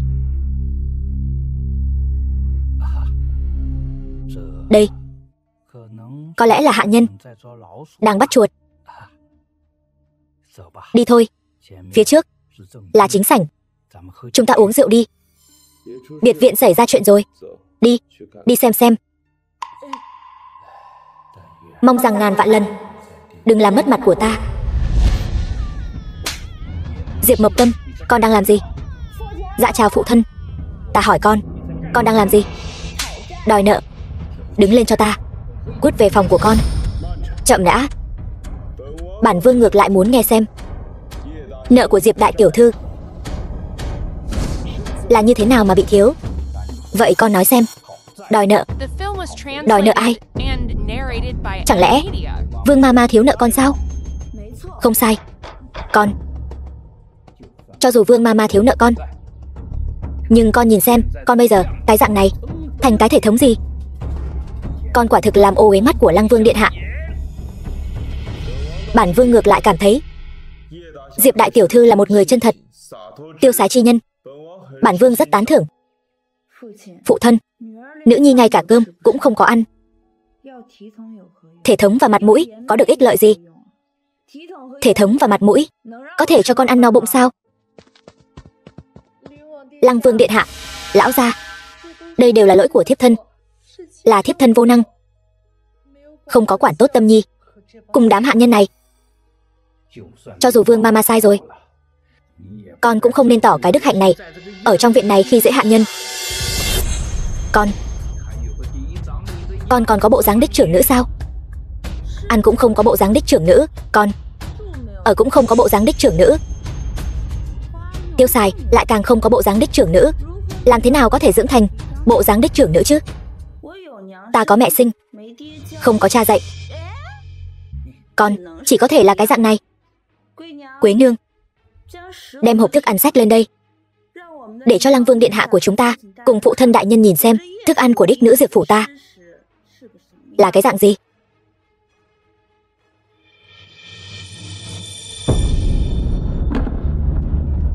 Diệp đại nhân, đích nữ Diệp phủ ăn cái này sao? Ta thấy bổng lộc của Diệp đại nhân không thấp, nhưng nuôi gia đình lại khó khăn. Đã Diệp phủ nuôi không nổi một đích nữ, vậy sau này ăn mặc của đích nữ quý phủ, bản vương toàn bộ bao hết. Thuận tiện, bản vương cũng sẽ thượng tấu hoàng đế, xem có nên cho Diệp đại nhân tăng bổng lộc không. Đa tạ Lăng Vương. Sao dám làm phiền Lăng Vương điện hạ? Đây là chuyện gì đang xảy ra vậy? Ở như thế nào? Mời Lăng Vương điện hạ đến thăm khuê phòng của ta cho biết. Ta rất muốn biết trên đời liệu có đích trưởng nữ nhà nào lại phải ở cái viện nhỏ cạnh cửa sau thế này không? Đây là chắc là nhà bếp đưa nhầm rồi. Hạ nhân nhà các ngươi thật to gan, khi chưa có ai chỉ thị mà dám đưa nhầm cả cơm nước của đích tiểu thư. Ta thấy hạ nhân nhà họ Diệp các ngươi sống thật sung sướng mà, từng người đều béo tốt, mặt mày hồng hào. Xem lại Diệp tiểu thư, gầy trơ xương, mặt mày vàng vọt. Diệp đại nhân, chi bằng lấy sổ sách ra mà tra, xem bổng lộc hàng tháng của ngươi đều dùng để nuôi ai rồi. Còn về chi tiêu thì phải hỏi Vương Mama của chúng ta. Ai cho ngươi lá gan để ngươi dám bớt xén tiền tháng của ta?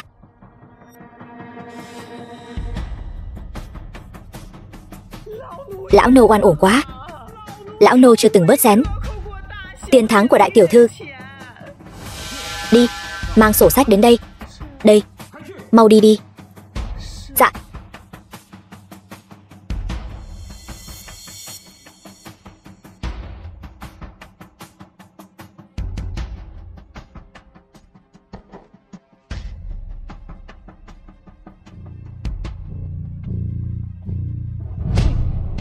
Tự ngươi xem đi, còn gì để mà nói nữa. Quế nương, tiền tháng của chúng ta tháng này phát chưa? Tiểu thư dạ chưa. Vậy còn 2 tháng trước thì sao? Gần 3 tháng nay chúng ta đều không nhận được tiền rồi. Bà xem chữ Quế này, có phải do bà viết không?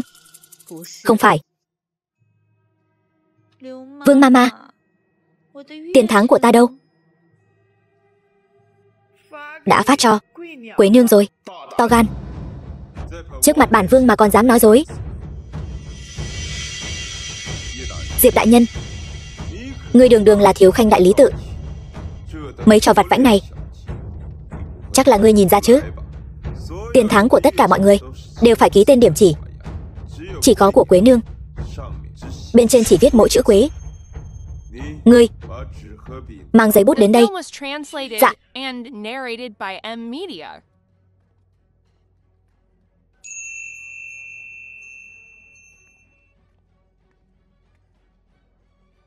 Quế nương, người viết tên của ngươi lên tờ giấy trắng này đi. Bình thường viết thế nào, bây giờ cứ viết như vậy. Dạ.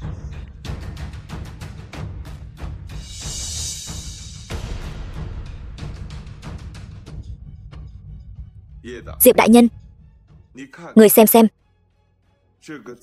Chữ này và chữ ký kia hoàn toàn là của hai người. Cẩu nô tài, ngươi còn gì để nói nữa? Lỡ như lúc đó người đông, hoặc là Quế nương có việc gấp phải đi, lão nô liền viết bổ sung vào, thì có là gì chứ? Diệp đại nhân, Diệp phủ các ngươi, đến cả hạ nhân cũng được làm chủ. Nếu Diệp đại nhân quản gia đình kém cỏi đến vậy, vậy ta có lý do để nghi ngờ năng lực phá án của ngươi.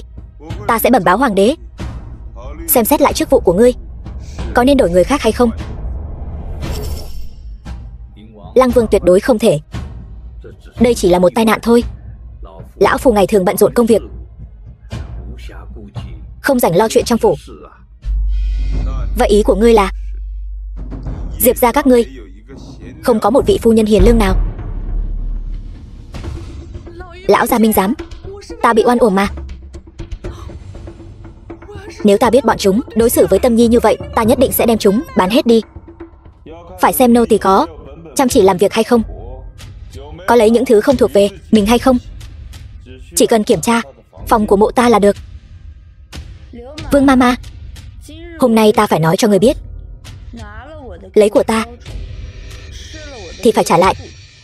Ai dám không trả, đánh gãy răng cửa, lôi Vương Mama xuống, đánh 20 đại bản. Sau đó đi tìm người, lục soát nhà Vương Mama. Lão gia tha mạng, phạt nhát gậy này xuống, lão nô chắc chắn không sống nổi. Trong nhà ta còn có con trai, cháu trai, xin hãy tha cho ta. Phu nhân, người xem ta trung thành vậy, lão nô thay người làm bao nhiêu việc, người không thể thấy mất mạng mà không cứu. Người cầm miệng cho ta, ta khi nào bảo ngươi thay ta làm việc, còn không mau lôi đi. Lôi đi. Giá họa chủ tử, phạt thế này đi, đem quản sự nhà bếp đánh 20 đại bản, đầu bếp xào rau cho đại tiểu thư, lôi ra ngoài bán đi. Diệp Mộc Tâm, cô thấy chưa? Những gì bọn chúng nợ cô, ta nhất định sẽ giúp cô đòi lại hết. Lo liệu việc nhà cho tốt, còn có lần sau không tha cho bà đâu. Dạ, thiếp thân biết lỗi rồi. Đa tạ Lăng Vương điện hạ và phụ thân đại nhân, hôm nay đã chủ trì công đạo cho con. Tạ ơn thì không cần đâu, nhưng hành vi hôm nay của con đã làm mất thân phận đại tiểu thư, phạt con chép nữ giới 50 lần đi. Chờ đã, Diệp đại tiểu thư hôm nay anh thư hào sảng, không hề làm mất thân phận đại tiểu thư. Diệp đại nhân có được một người con gái như vậy là phúc của ngài. Theo bổn vương thấy, hôm nay nàng không làm sai gì cả, miễn tội cho nàng đi. Đã vậy, Lăng Vương đã mở lời, vậy thì tha cho con lần này, lần sau tuyệt đối không cho phép. Đa tạ Lăng Vương điện hạ. Vậy nữ nhi xin phép cáo lui trước. Tránh ra.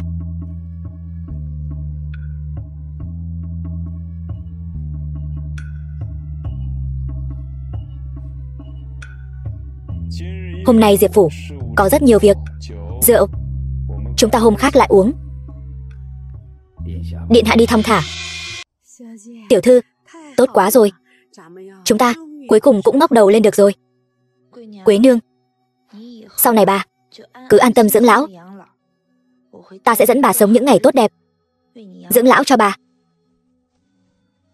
Lão nô nguyện ý cả đời hầu hạ tiểu thư, không rời không bỏ. Tiểu thư, có một chuyện, ta cảm thấy đã đến lúc phải nói với người rồi. Chuyện gì? Phu nhân trước khi lâm chung đã nói với ta, Nhu Phi một lòng muốn giúp con trai của mình leo lên vị trí hoàng thái tử, trở thành chữ quân, đăng lên vương vị.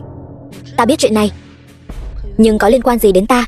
Trước khi hoàng thượng phế thái tử, tính khí trở nên thất thường, vô cùng nóng nảy. Thêm vào đó là sự xúi giục của Vinh Vương. Vậy mà lại ở Đông Cung tìm ra hơn 100 món binh khí. Hoàng thượng giận dữ, muốn chém sát thái tử. Phương đại nhân cảm thấy chuyện này có điều đáng ngờ, thế là liền can ngăn để bảo mạnh cho thái tử. Nhưng cuối cùng lại bị tịch biên xử trảm cả nhà. Ý của bà là việc thái tử bị phế truất có điều đáng ngờ. Dạ. Phu nhân nói, trong tất cả các hoàng tử của hoàng thượng, chỉ có Tiền thái tử là một lòng vì thiên hạ, có thể đảm đương vị trí chữ quân. Nhưng mà tiểu thư lại là nữ nhi, ở triều đình cũng không làm được gì. Nữ nhi thì sao? Nữ nhi cũng có thể phát huy giá trị của bản thân, làm được những việc mà người thường không thể làm được.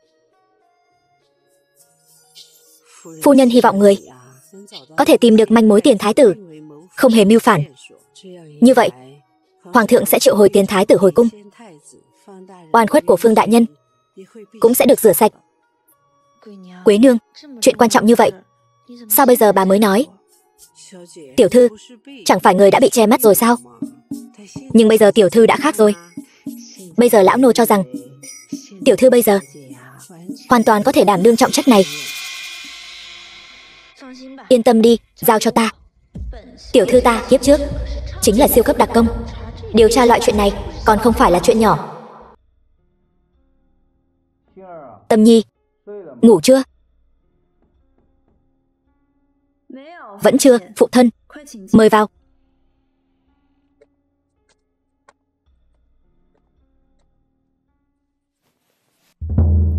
Phụ thân nửa đêm đến đây là có chuyện gì sao? Tâm Nhi, ta thấy gần đây Lăng Vương đối với con rất không bình thường nha. Giữa con và ngài ta, phụ thân lo xa rồi. Con và Lăng Vương chỉ là ngày hôm đó ở trong cung ngài cứu con mà thôi. Nhưng Lăng Vương đối với con, phụ thân, Lăng Vương vì sao nhiều lần xuất hiện ở phủ vậy? Con gái hoàn toàn không biết. Phụ thân, Lăng Vương không phải cùng người đến sao?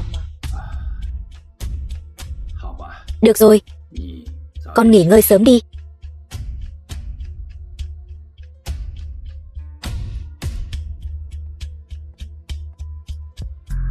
Để ý đến ta và Lăng Vương, thật là không bỏ qua bất kỳ cơ hội nào bóc lột con gái mình.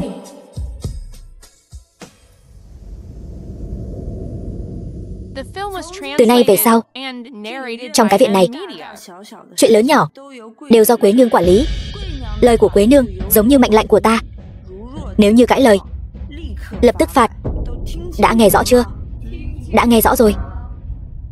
Làm việc ở trong viện của ta chỉ có 2 điều. Thứ nhất, trung thành. Thứ hai, nghe lời. Làm được 2 điều trên, ta tuyệt đối sẽ không bạc đãi các ngươi. Nhưng nếu như để ta phát hiện các ngươi có lòng dạ khác, coi chừng ta lấy ra các ngươi.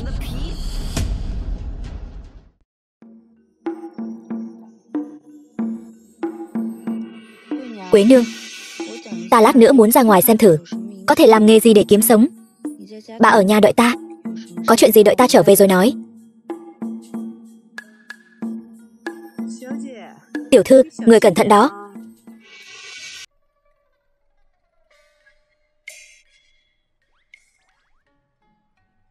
Diệp cô nương không biết đó thôi. Vương gia nhà ta hôm đó bị những lời cô nương nói làm suy động, về đến vương phủ thì ăn không ngon ngủ không yên, cảm thấy những gì mình nói quả thật không ổn. Hôm nay đến đây tạ lỗi. Cái đó mấy ngày nay không có cơ hội riêng tư gặp mặt. Ta rất muốn giải thích những lời ta nói hôm đó. Ta đã hứa với hoàng thượng chỉ có thể cưới tông thất nữ làm chính thê, cho nên ta và vương gia chỉ có thể là hữu duyên vô phận. Nàng, sao lại bướng bỉnh như vậy? Ta kiên quyết giữ quan niệm của mình. Vương gia quả thật đối xử với ta rất tốt. Ta cũng rất cảm kích vương gia, thời gian qua đã chiếu cố ta. Ta thừa nhận, ta có chút động lòng với vương gia. Nhưng vương gia đã không thể cho ta thứ ta muốn, vậy hà tất trêu chọc?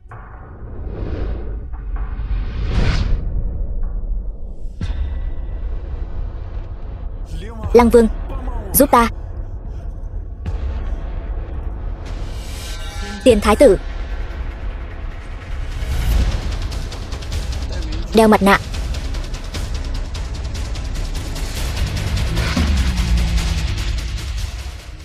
Đi.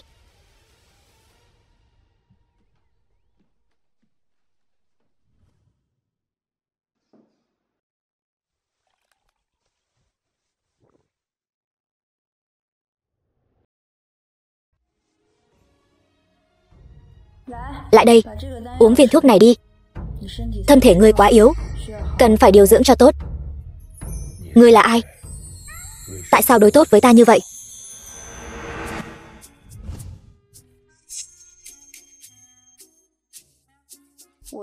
Ngoại tổ của ta là Phương đại nhân. Ngươi là cháu ngoại của Phương đại nhân. Ngươi là Diệp Mộc Tâm. Chính là ta. Vậy nên, bây giờ ngươi có thể yên tâm uống thuốc của ta chưa? Nói chuyện thì nói chuyện, kéo tay làm gì?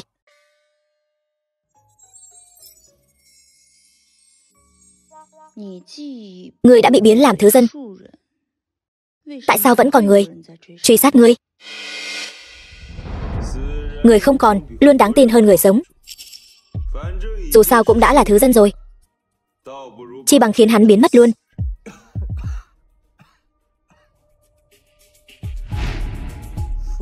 Phu nhân hy vọng người tìm được manh mối Tiền thái tử chưa từng mưu phản.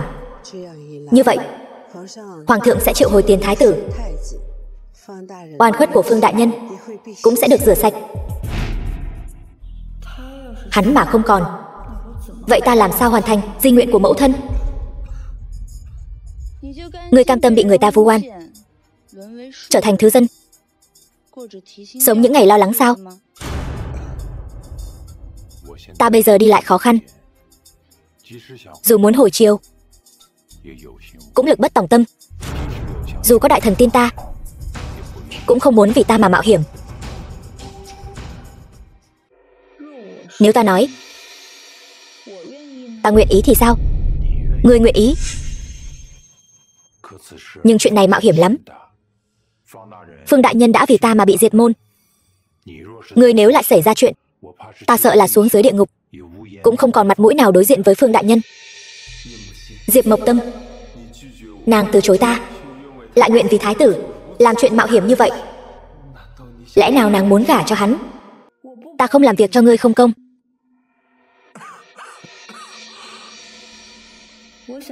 Ta muốn cùng ngươi làm một giao dịch. Ngươi có đồng ý không? Phương đại nhân đã làm nhiều việc cho ta, ta khắc cốt ghi tâm chuyện này suốt đời. Nếu Diệp cô nương thật sự nguyện ý giúp ta một tay, ta nhất định sẽ cho ngươi một đời vinh hoa phú quý. Ta không cần vinh hoa phú quý của ngươi, ta chỉ cần ngươi minh quan cho Phương gia ta, nói cho thiên hạ biết Phương gia ta đời đời trung quân, chưa bao giờ là loạn thần tặc tử. Cho dù Diệp cô nương không nói, ta cũng sẽ làm chuyện này. Tốt. Chỗ này không an toàn, chi bằng ngươi cứ ở tạm trong viện của ta đi. Tuy rằng hơi tồi tàn, nhưng được cái an toàn. Không ai sẽ nghĩ tới ngươi lại ở trong viện của ta. Không được. Vậy ngài nói phải làm sao? Vậy thì cứ ở chỗ của bản vương. Bản vương xưa nay không tham gia vào cuộc tranh đấu đảng phái. Phủ của ta là an toàn nhất. Lăng Vương điện hạ tiếng tăm lừng lẫy, điều tra đến chỗ ngài chỉ là vấn đề thời gian. Đến lúc đó ngài sẽ thành người của Tiền thái tử. Vậy làm sao còn giữ mình ở ngoài cuộc được? Những thành tựu của Tiền thái tử ở triều đình ta cũng nghe qua đôi chút. Ta cứu hắn là không muốn để hắn bị gian nhân hại. Điện hạ, bất luận ngài xuất phát từ mục đích gì, hiện giờ chúng ta đều là châu chấu trên cùng một sợi dây rồi. Cho dù hôm nay không phải, thì sớm muộn gì cũng phải. Ai bảo nàng nhất định phải giúp hắn? Ngài nghĩ kỹ chưa? Nếu hôm nay ngài không giúp hắn, với quyền thế của ngài, bất luận ai đăng cơ, người đều là Nam Cương Vương được người người kính trọng. Nhưng nếu ngài đưa hắn về phủ, con thuyền này sẽ lên khó xuống đấy. Ta không giúp hắn, chẳng lẽ thật sự đợi đến khi nàng đưa hắn đến phủ của nàng? Vị tiền thái tử này, xem người ánh mắt không tầm thường đâu. Ta đã quyết ý rồi. Vậy ta sẽ giao hắn cho ngài. Chờ đã. Bản vương nhất định sẽ toàn lực giúp nàng, nhưng nàng phải đáp ứng bản vương sẽ không thích hắn. Yêu cầu của điện hạ thật không tầm thường chút nào. Vậy nếu không thì nàng thử thích ta trước đi. Lời ta nói hôm đó không phải là muốn nàng cam tâm tình nguyện làm thiếp đâu. Ta sẽ cố gắng đáp ứng yêu cầu của nàng. Vậy ta chờ vương gia có thể cho ta thứ ta muốn, rồi đến cầu thân với ta.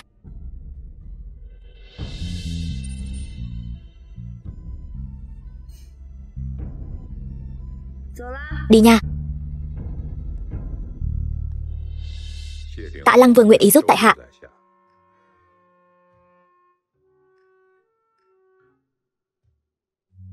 Món ăn này đều ghi lên Diệp cô nương đi. Đến lúc đó nhớ vì phương gia rửa sạch oan khuất. Nếu Lăng Vương không cho được Diệp cô nương thứ nàng muốn, chi bằng đem Diệp cô nương giao cho ta. Không thể nào. Người đã bị phế rồi, có thể hồi cung hay không còn phải xem đã. Ta khuyên ngươi cất hết những cái ý tưởng không thực tế kia. Không có việc gì thì đừng tìm nàng, tìm bổn vương.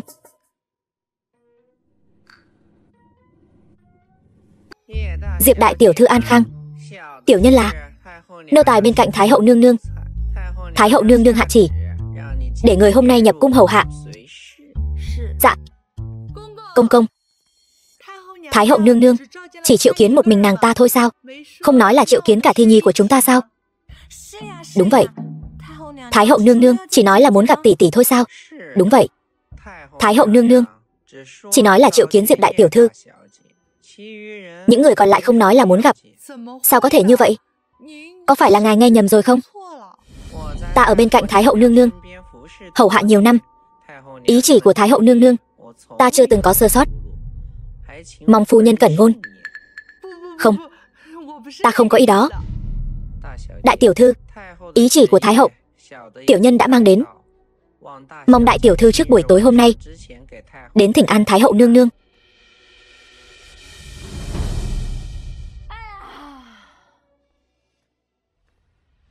Con tiện tỳ này cũng không biết là từ khi nào lại với được Thái hậu mẫu thân. Nếu nó thật sự được Thái hậu yêu thích, chúng ta sẽ vĩnh viễn bị nó dẫm dưới chân mất. Nghe Nhu Phi nói, nó và Lăng Vương liên thủ cứu tiền thái tử. Tuyệt đối không thể để nó leo lên cây đại thụ Thái hậu này. Nhất định phải trước khi chúng tiến cung giải quyết bọn chúng.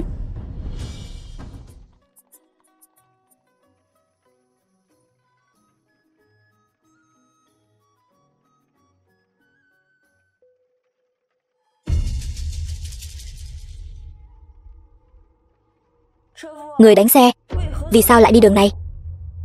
Là vì đường này ít người, đi sẽ nhanh hơn một chút.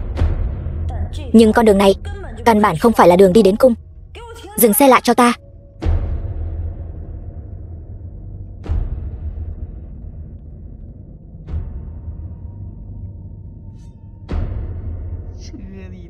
Tiểu nương tử trong xe, đừng ngồi ở trong đó nữa. Ra đây cho ta chơi đùa nào. Mau cho ta xem thử tiểu nương tử có xinh đẹp hay không. Tiểu nương tử, mau cho ta ngửi thử có thơm hay không. Bàn tay của ta.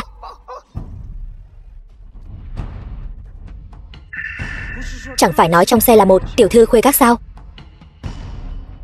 Lát nữa ngươi tìm cơ hội chạy đi. Mục tiêu của bọn chúng là ta. Tiểu thư, vậy ngươi thì sao? Ta mạnh hơn ngươi.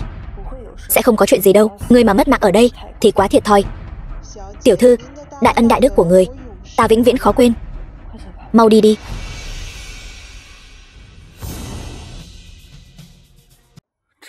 Tiểu nương tử này dung mạo xinh đẹp như tiên nữ, hôm nay lão gia nhất định phải thương yêu ngươi.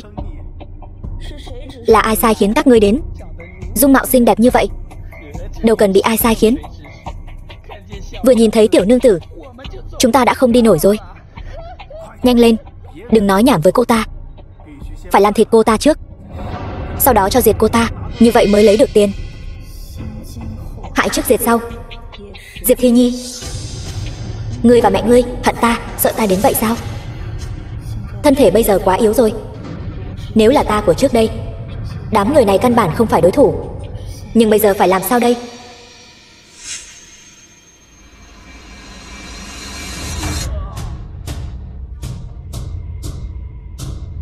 Đại ca,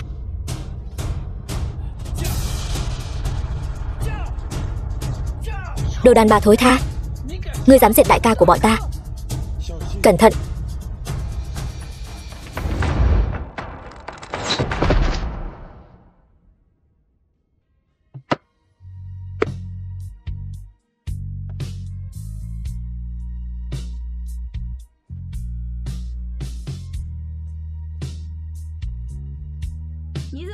Sao ngài lại đến đây? Ngài thân là Dị Tính Vương, dẫn binh vào thành. Nếu hoàng đế biết thì sao? Nàng gặp nguy hiểm, ta sao có thể không đến? Hơn nữa, ta dẫn theo đều là ám vệ. Cho dù bệ hạ trách tội, cũng sẽ không quá nghiêm trọng. Cẩn thận.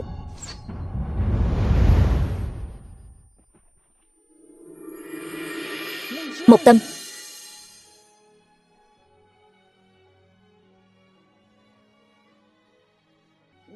ta còn chưa rước nàng về. Ám vệ đâu? Diệt cho ta.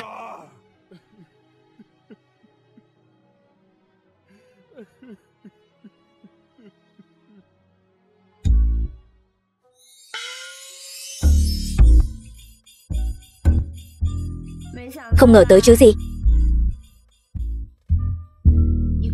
Ngài khóc rồi.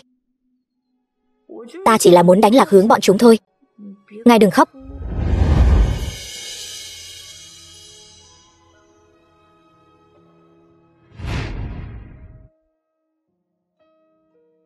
Ta hứa với nàng sẽ cưới nàng với vị trí chính phi. Nàng phải bảo trọng bản thân thật tốt, đừng để bản thân rơi vào nguy hiểm. Ta không thể mất nàng. Ta yêu nàng. Nhưng chẳng phải chàng đã hứa với bệ hạ rồi sao? Ước định với bệ hạ. Ta sẽ nghĩ cách. Ta nghĩ thông rồi. Vương phi của bản vương sẽ chỉ là người phụ nữ ta yêu nhất, sẽ không bị bất cứ thân phận nào trói buộc. Thế nhân chỉ biết ta là Lăng Vương, nhưng ít ai biết rằng tên thật của ta là gì. Nàng nhớ kỹ, ta tên là Trạch Việt. Ta Trạch Việt sẽ chỉ cưới người mình yêu. Được, ta đợi ngài đến cưới ta.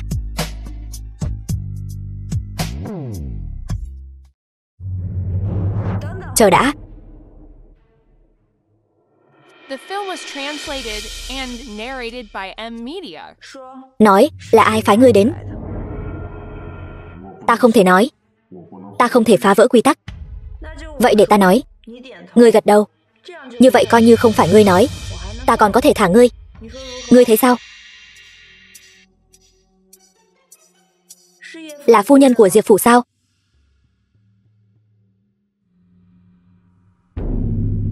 Chỉ có bà ta thôi sao? Hay là còn có người khác? Cút đi.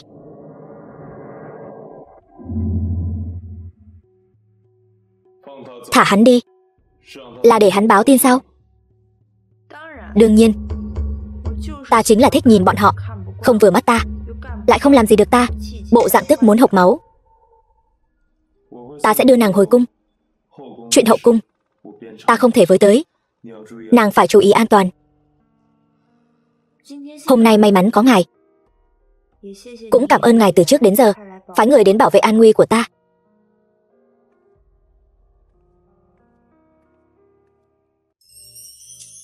Gọi ngươi tiến cung đến bầu bạn với lão thái bà này là ta. Ngươi có tức giận không? Có thể tiến cung hầu hạ thái hậu là phúc khí của thần nữ, sao có thể tức giận được? Thái hậu nương nương, hôm nay trong cung có phải đã đổi hoa rồi không? Thần nữ ngửi thấy mùi hương, hình như không giống với trước đây lắm. Con bé này mũi còn thính thật đấy. Hôm nay nội vụ phủ nói đã gây giống thành công một gốc hoa mới, hương hoa thoang thoảng. Vậy mà bị cái mũi nhỏ của ngươi ngửi ra được. Thái hậu không biết đó thôi. Mũi của thần nữ từ nhỏ đã thính rồi, không những có thể ngửi ra mùi hương, còn có thể ngửi ra mùi thuốc viên khác thường.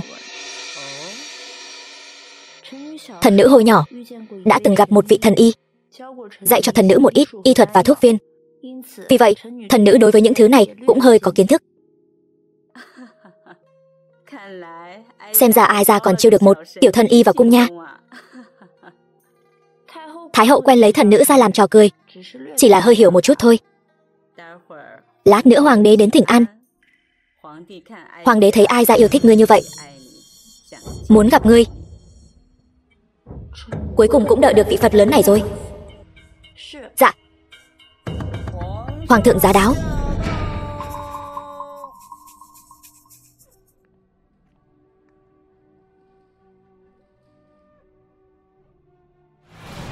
Hoàng thượng, ngươi chính là đích trưởng nữ của Diệp phủ, là thần nữ.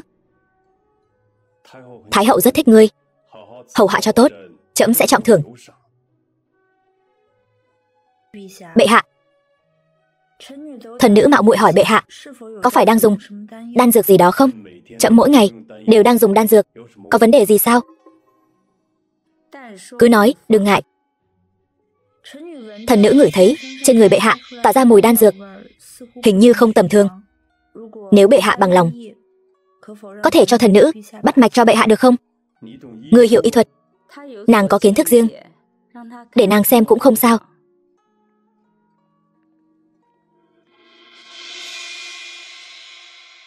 The film was translated and narrated by M Media.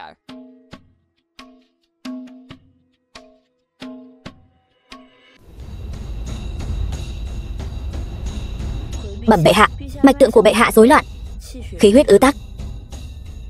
Gần đây bệ hạ có thường xuyên cảm thấy bản thân dễ nổi nóng, dễ cáu gắt không? Hình như là vậy.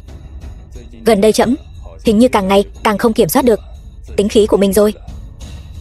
Đan dược bệ hạ dùng có chút vấn đề, dùng lâu dài sẽ khiến bệ hạ hay thay đổi thất thường, cuối cùng tinh thần suy sụp. Láo xược, đan dược này là do quốc sư của trẫm đích thân luyện chế, hoàn toàn không có vấn đề. Ngự y mỗi ngày bắt mạch cho trẫm, sao đến chỗ ngươi lại thành cái kiểu nói này? Bệ hạ minh giám, thần nữ tuyệt đối không dám nói bừa.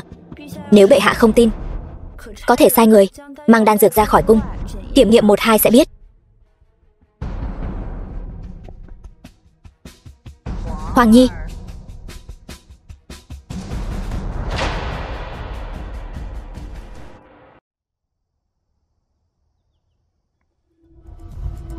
tham kiến bệ hạ.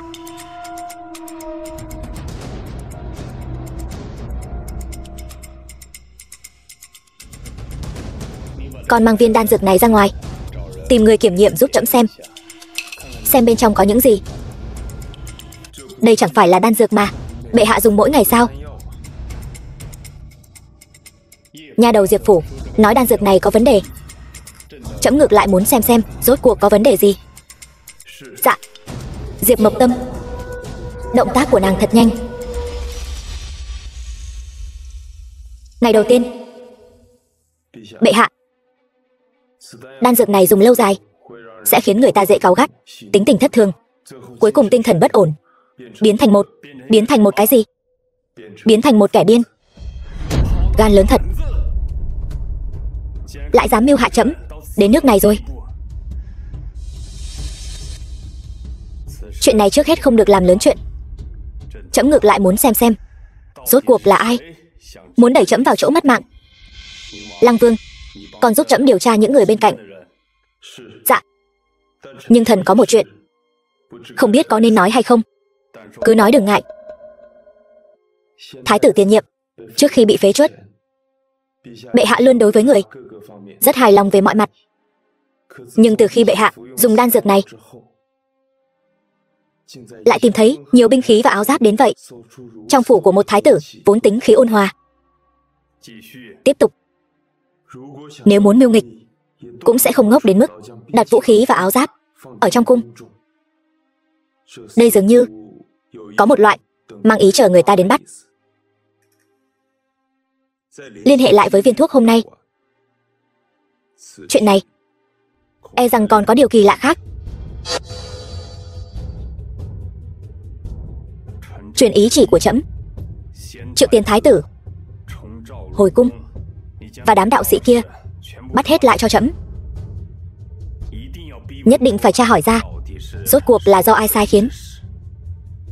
Vâng. Hôm nay trẫm có một việc trọng đại cần tuyên bố. Vì trẫm cho rằng vụ án Tiền thái tử năm xưa có điều kỳ lạ, đặc biệt cho Triệu Tiền thái tử hồi cung. Đại hoàng tử vào điện.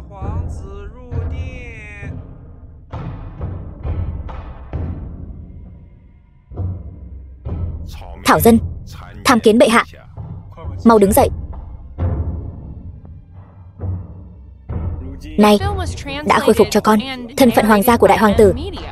Cha con ta nhiều năm chưa gặp, đừng nên xa lạ như vậy. Tạ phụ hoàng. Tam đệ, đã lâu không gặp. Đã lâu không gặp rồi, đại ca. Sau này chúng ta có thể ngày ngày gặp nhau. Hy vọng tam đệ đừng ghét bỏ đại ca này của đệ. Như vậy mới tốt. Sao lại thế được? Nhiều năm không gặp, ta thật sự lo lắng cho đại ca. Là lo lắng ta có còn sống sót, còn an toàn không hay sao? Bệ hạ không biết, thần dạo trước ở ngoài đường gặp một người ăn xin toàn thân bùn đất, đang bị người ta đuổi diệt. Thần cứu hắn về, phát hiện người này lại là đại hoàng tử. To gan. Hắn lúc đó đã bị biếm thành thứ dân, vậy mà còn bị người ta truy sát, coi mạng người như cỏ rác như vậy. Điều tra cho trẫm. Trẫm muốn đầu của hắn. Nếu như con đã trở về, trẫm định vì con tổ chức một buổi yến tiệc nghênh đón con hồi cung. Tạ phụ hoàng. Đương nhiên ta cũng sẽ phái thêm ám vệ cho con, để phòng lại có những kẻ không có ý tốt lần nữa ra tay với con. Sau này con cứ như Vinh Vương lên triều thay trẫm lo liệu. Từ nay về sau, con phải cùng hoàng huynh con lo nghĩ cho thiên hạ, vì trẫm phân yêu. Vâng. Đêm nay là vì mở tiệc cho đại hoàng tử. Nha đầu, hãy trang điểm thật đẹp. Tối nay có rất nhiều hoàng thân quốc thích. Thần nữ chỉ nguyện ở bên cạnh Thái hậu, tận tâm tận hiếu, hoàn thành di nguyện của mẫu thân. Ở bên cạnh Thái hậu là tốt rồi. Ngốc nghếch. Ngươi tưởng rằng ai ra để ngươi ở bên cạnh là vì cái gì? Ai ra biết cái mẫu của ngươi không thể chọn cho ngươi một mối lương duyên tốt. Ai ra làm chủ cho ngươi nhất định sẽ khiến nửa đời sau của ngươi an lạc vô yêu.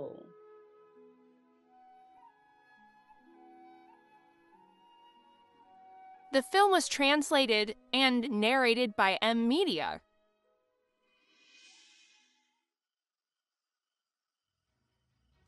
Thái hậu giá đáo.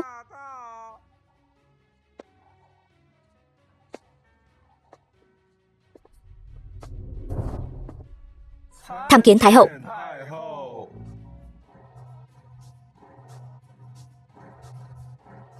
Đều ngồi xuống đi.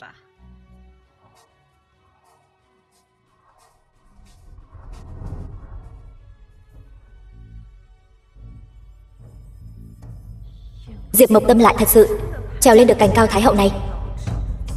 Vốn dĩ tất cả những điều này đều nên là ta trải qua, không nên là của ngươi. Hoàng Nhi đã trở lại, vẫn như mọi khi, công chính yêu dân. Mọi người đêm nay ăn uống thỏa thích, chơi thật vui vẻ. Sau khi yến hội kết thúc, trẫm có một chuyện trọng đại muốn tuyên bố. Đại sự tuyên bố, sợ là muốn khôi phục vị trí thái tử của hắn. Vị trí này chỉ có thể là của ta.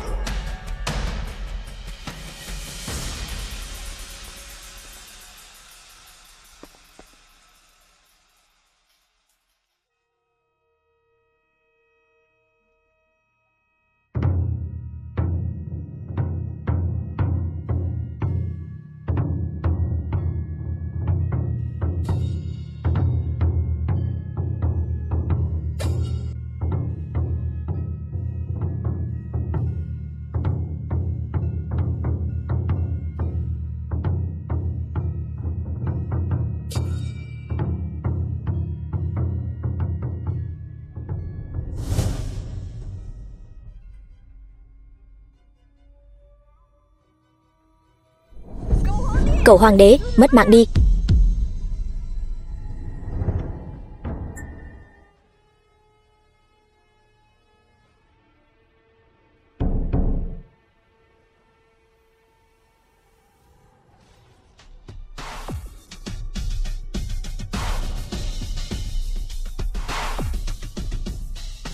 Hộ giá, người đâu? Hộ giá, người đâu?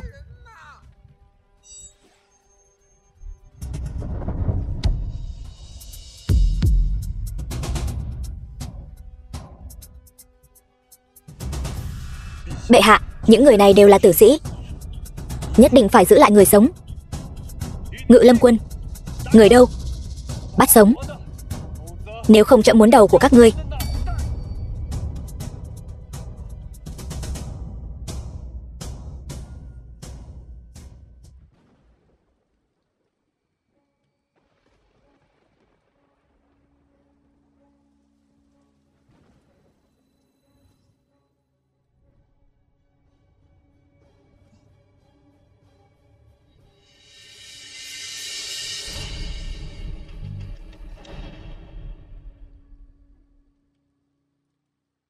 Đại nhân nhà ta không thiếu những thứ này, đừng lấy thân phận hoàng gia ra để ép. Không, đừng hiểu lầm, ta tuyệt không có ý này. Nhưng loại độc này chỉ có đại nhân có thể giải. Trạch Việt đêm nay sẽ quỳ ở đây, mong thần y cứu giúp người ta yêu. Người chờ đó, ta đi nói với đại nhân nhà ta.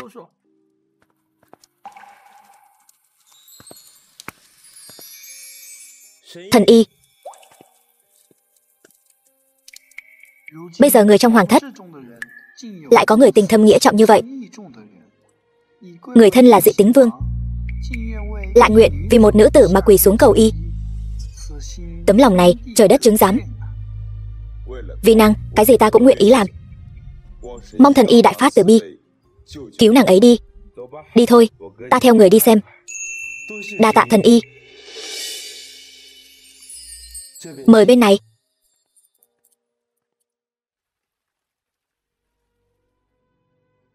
Thần y, Diệp tiểu thư thế nào rồi? Vẫn còn cứu được.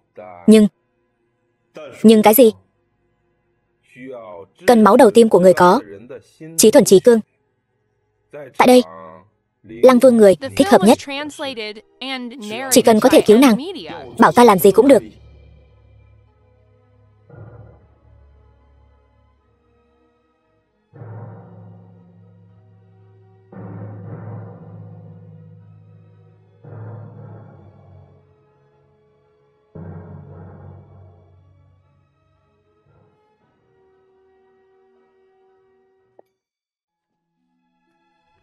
Vương gia, bệ hạ, độc này đã giải, lão phu nên đi rồi.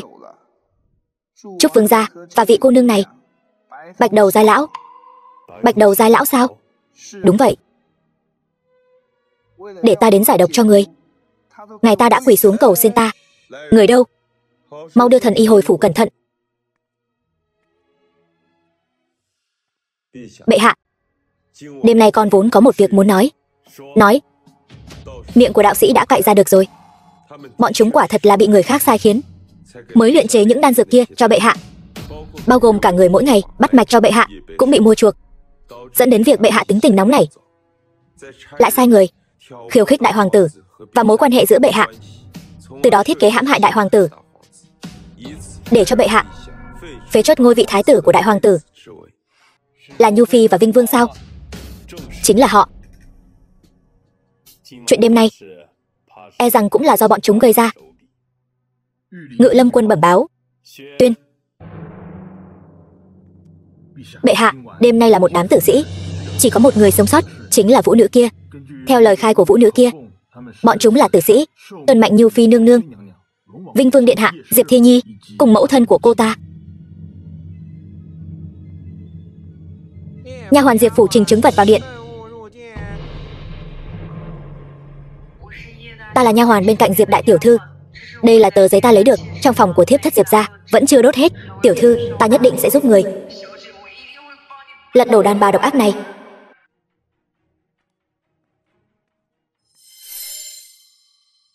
Những kẻ này vì địa vị của trẫm, thật là không từ thủ đoạn.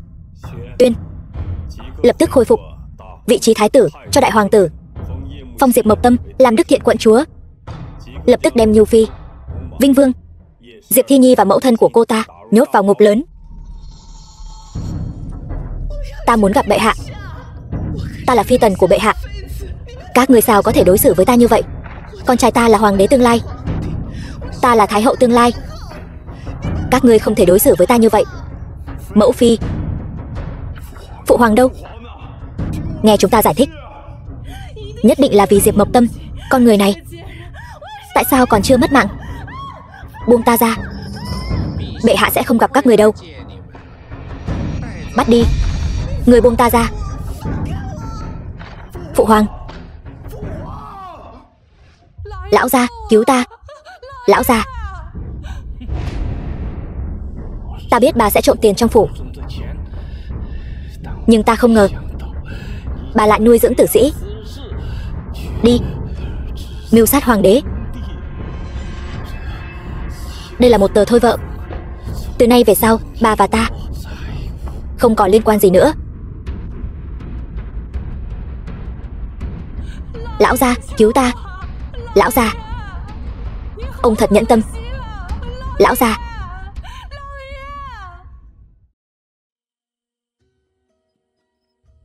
Ngày hôm sau,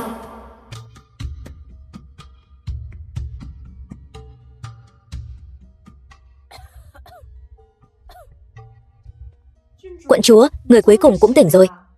Quận chúa, chúc mừng cô nương, hộ giá có công, được phong làm quận chúa. Người không biết đâu, tối qua Lăng Vương điện hạ vì quận chúa mưa gió quỷ trước cửa thần y, lật đổ người đàn bà xấu xa này, sau này lại còn lấy máu tim mới giải được độc cho quận chúa. Ngài vì ta mà làm đến mức này. Đã tra ra được thích khách chưa? Bẩm quận chúa, đều là những kẻ tử sĩ. Nhu Phi, Vinh Vương, Vinh Vương Phi và mẹ của Vinh Vương Phi đều bị xử cực hình, đầu người còn treo ở cổng thành để thị chúng nữa. Bọn họ đều đã mất mạng. Đưa ta đi gặp bệ hạ.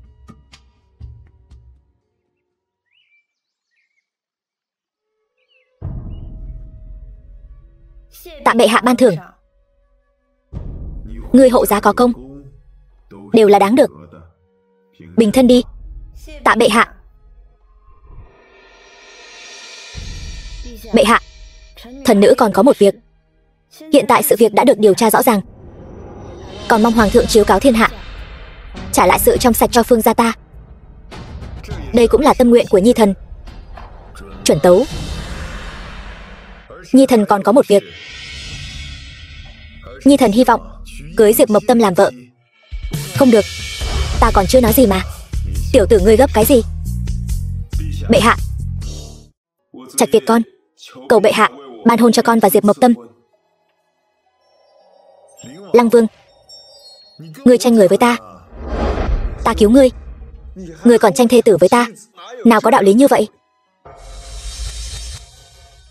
Ngươi tranh tới, tranh lui cũng vô dụng thôi. Chính chủ ở ngay đây này. Tâm Nhi, ngươi nói đi, hai người này, ngươi chọn ai? Dù ngươi chọn ai, trẫm sẽ vì ngươi mà ban hôn.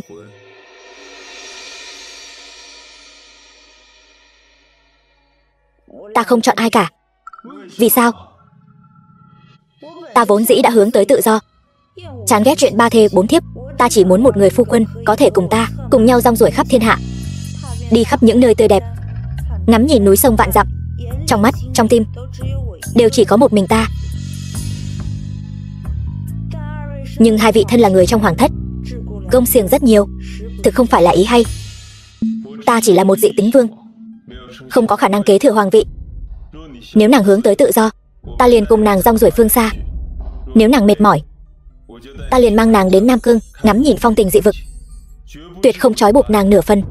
Nàng có thể cứ việc vô tư làm chính mình. Hôm nay, ta ở trước mặt bệ hạ lập lời thề. Ta Trạch Việt cả đời này không nạp thiếp, không bỏ vợ, chỉ cần Diệp Mộc Tâm một vị chính thê là đủ.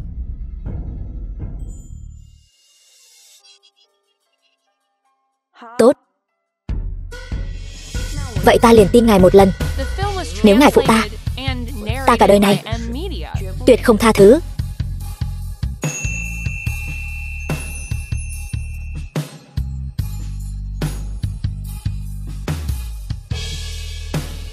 Nàng yên tâm, ta cả đời này nhất định sẽ không bỏ nàng. Ngài còn dám bỏ ta?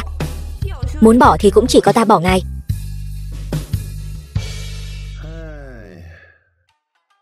Xem ra ta đường đường thái tử vẫn là tranh không lại dị tính vương này. Phụ hoàng, người phong Diệp Mộc Tâm làm quận chúa cũng là vì để Lăng Vương thuận lợi cưới vợ thôi. Trẫm chưa từng thấy Trạch Việt vẻ mặt sốt sắng như vậy. Nhưng dị tính vương chỉ có thể cưới tông thất nữ, vậy nên ta phong Tâm Nhi làm quận chúa. Đã là tâm đầu ý hợp, vậy trẫm chúc các con vĩnh kết đồng tâm, đầu bạc răng long. Mong các người một đời an yên vô ưu. Ta chỉ có thể chọn một vị thái tử phi khác thôi.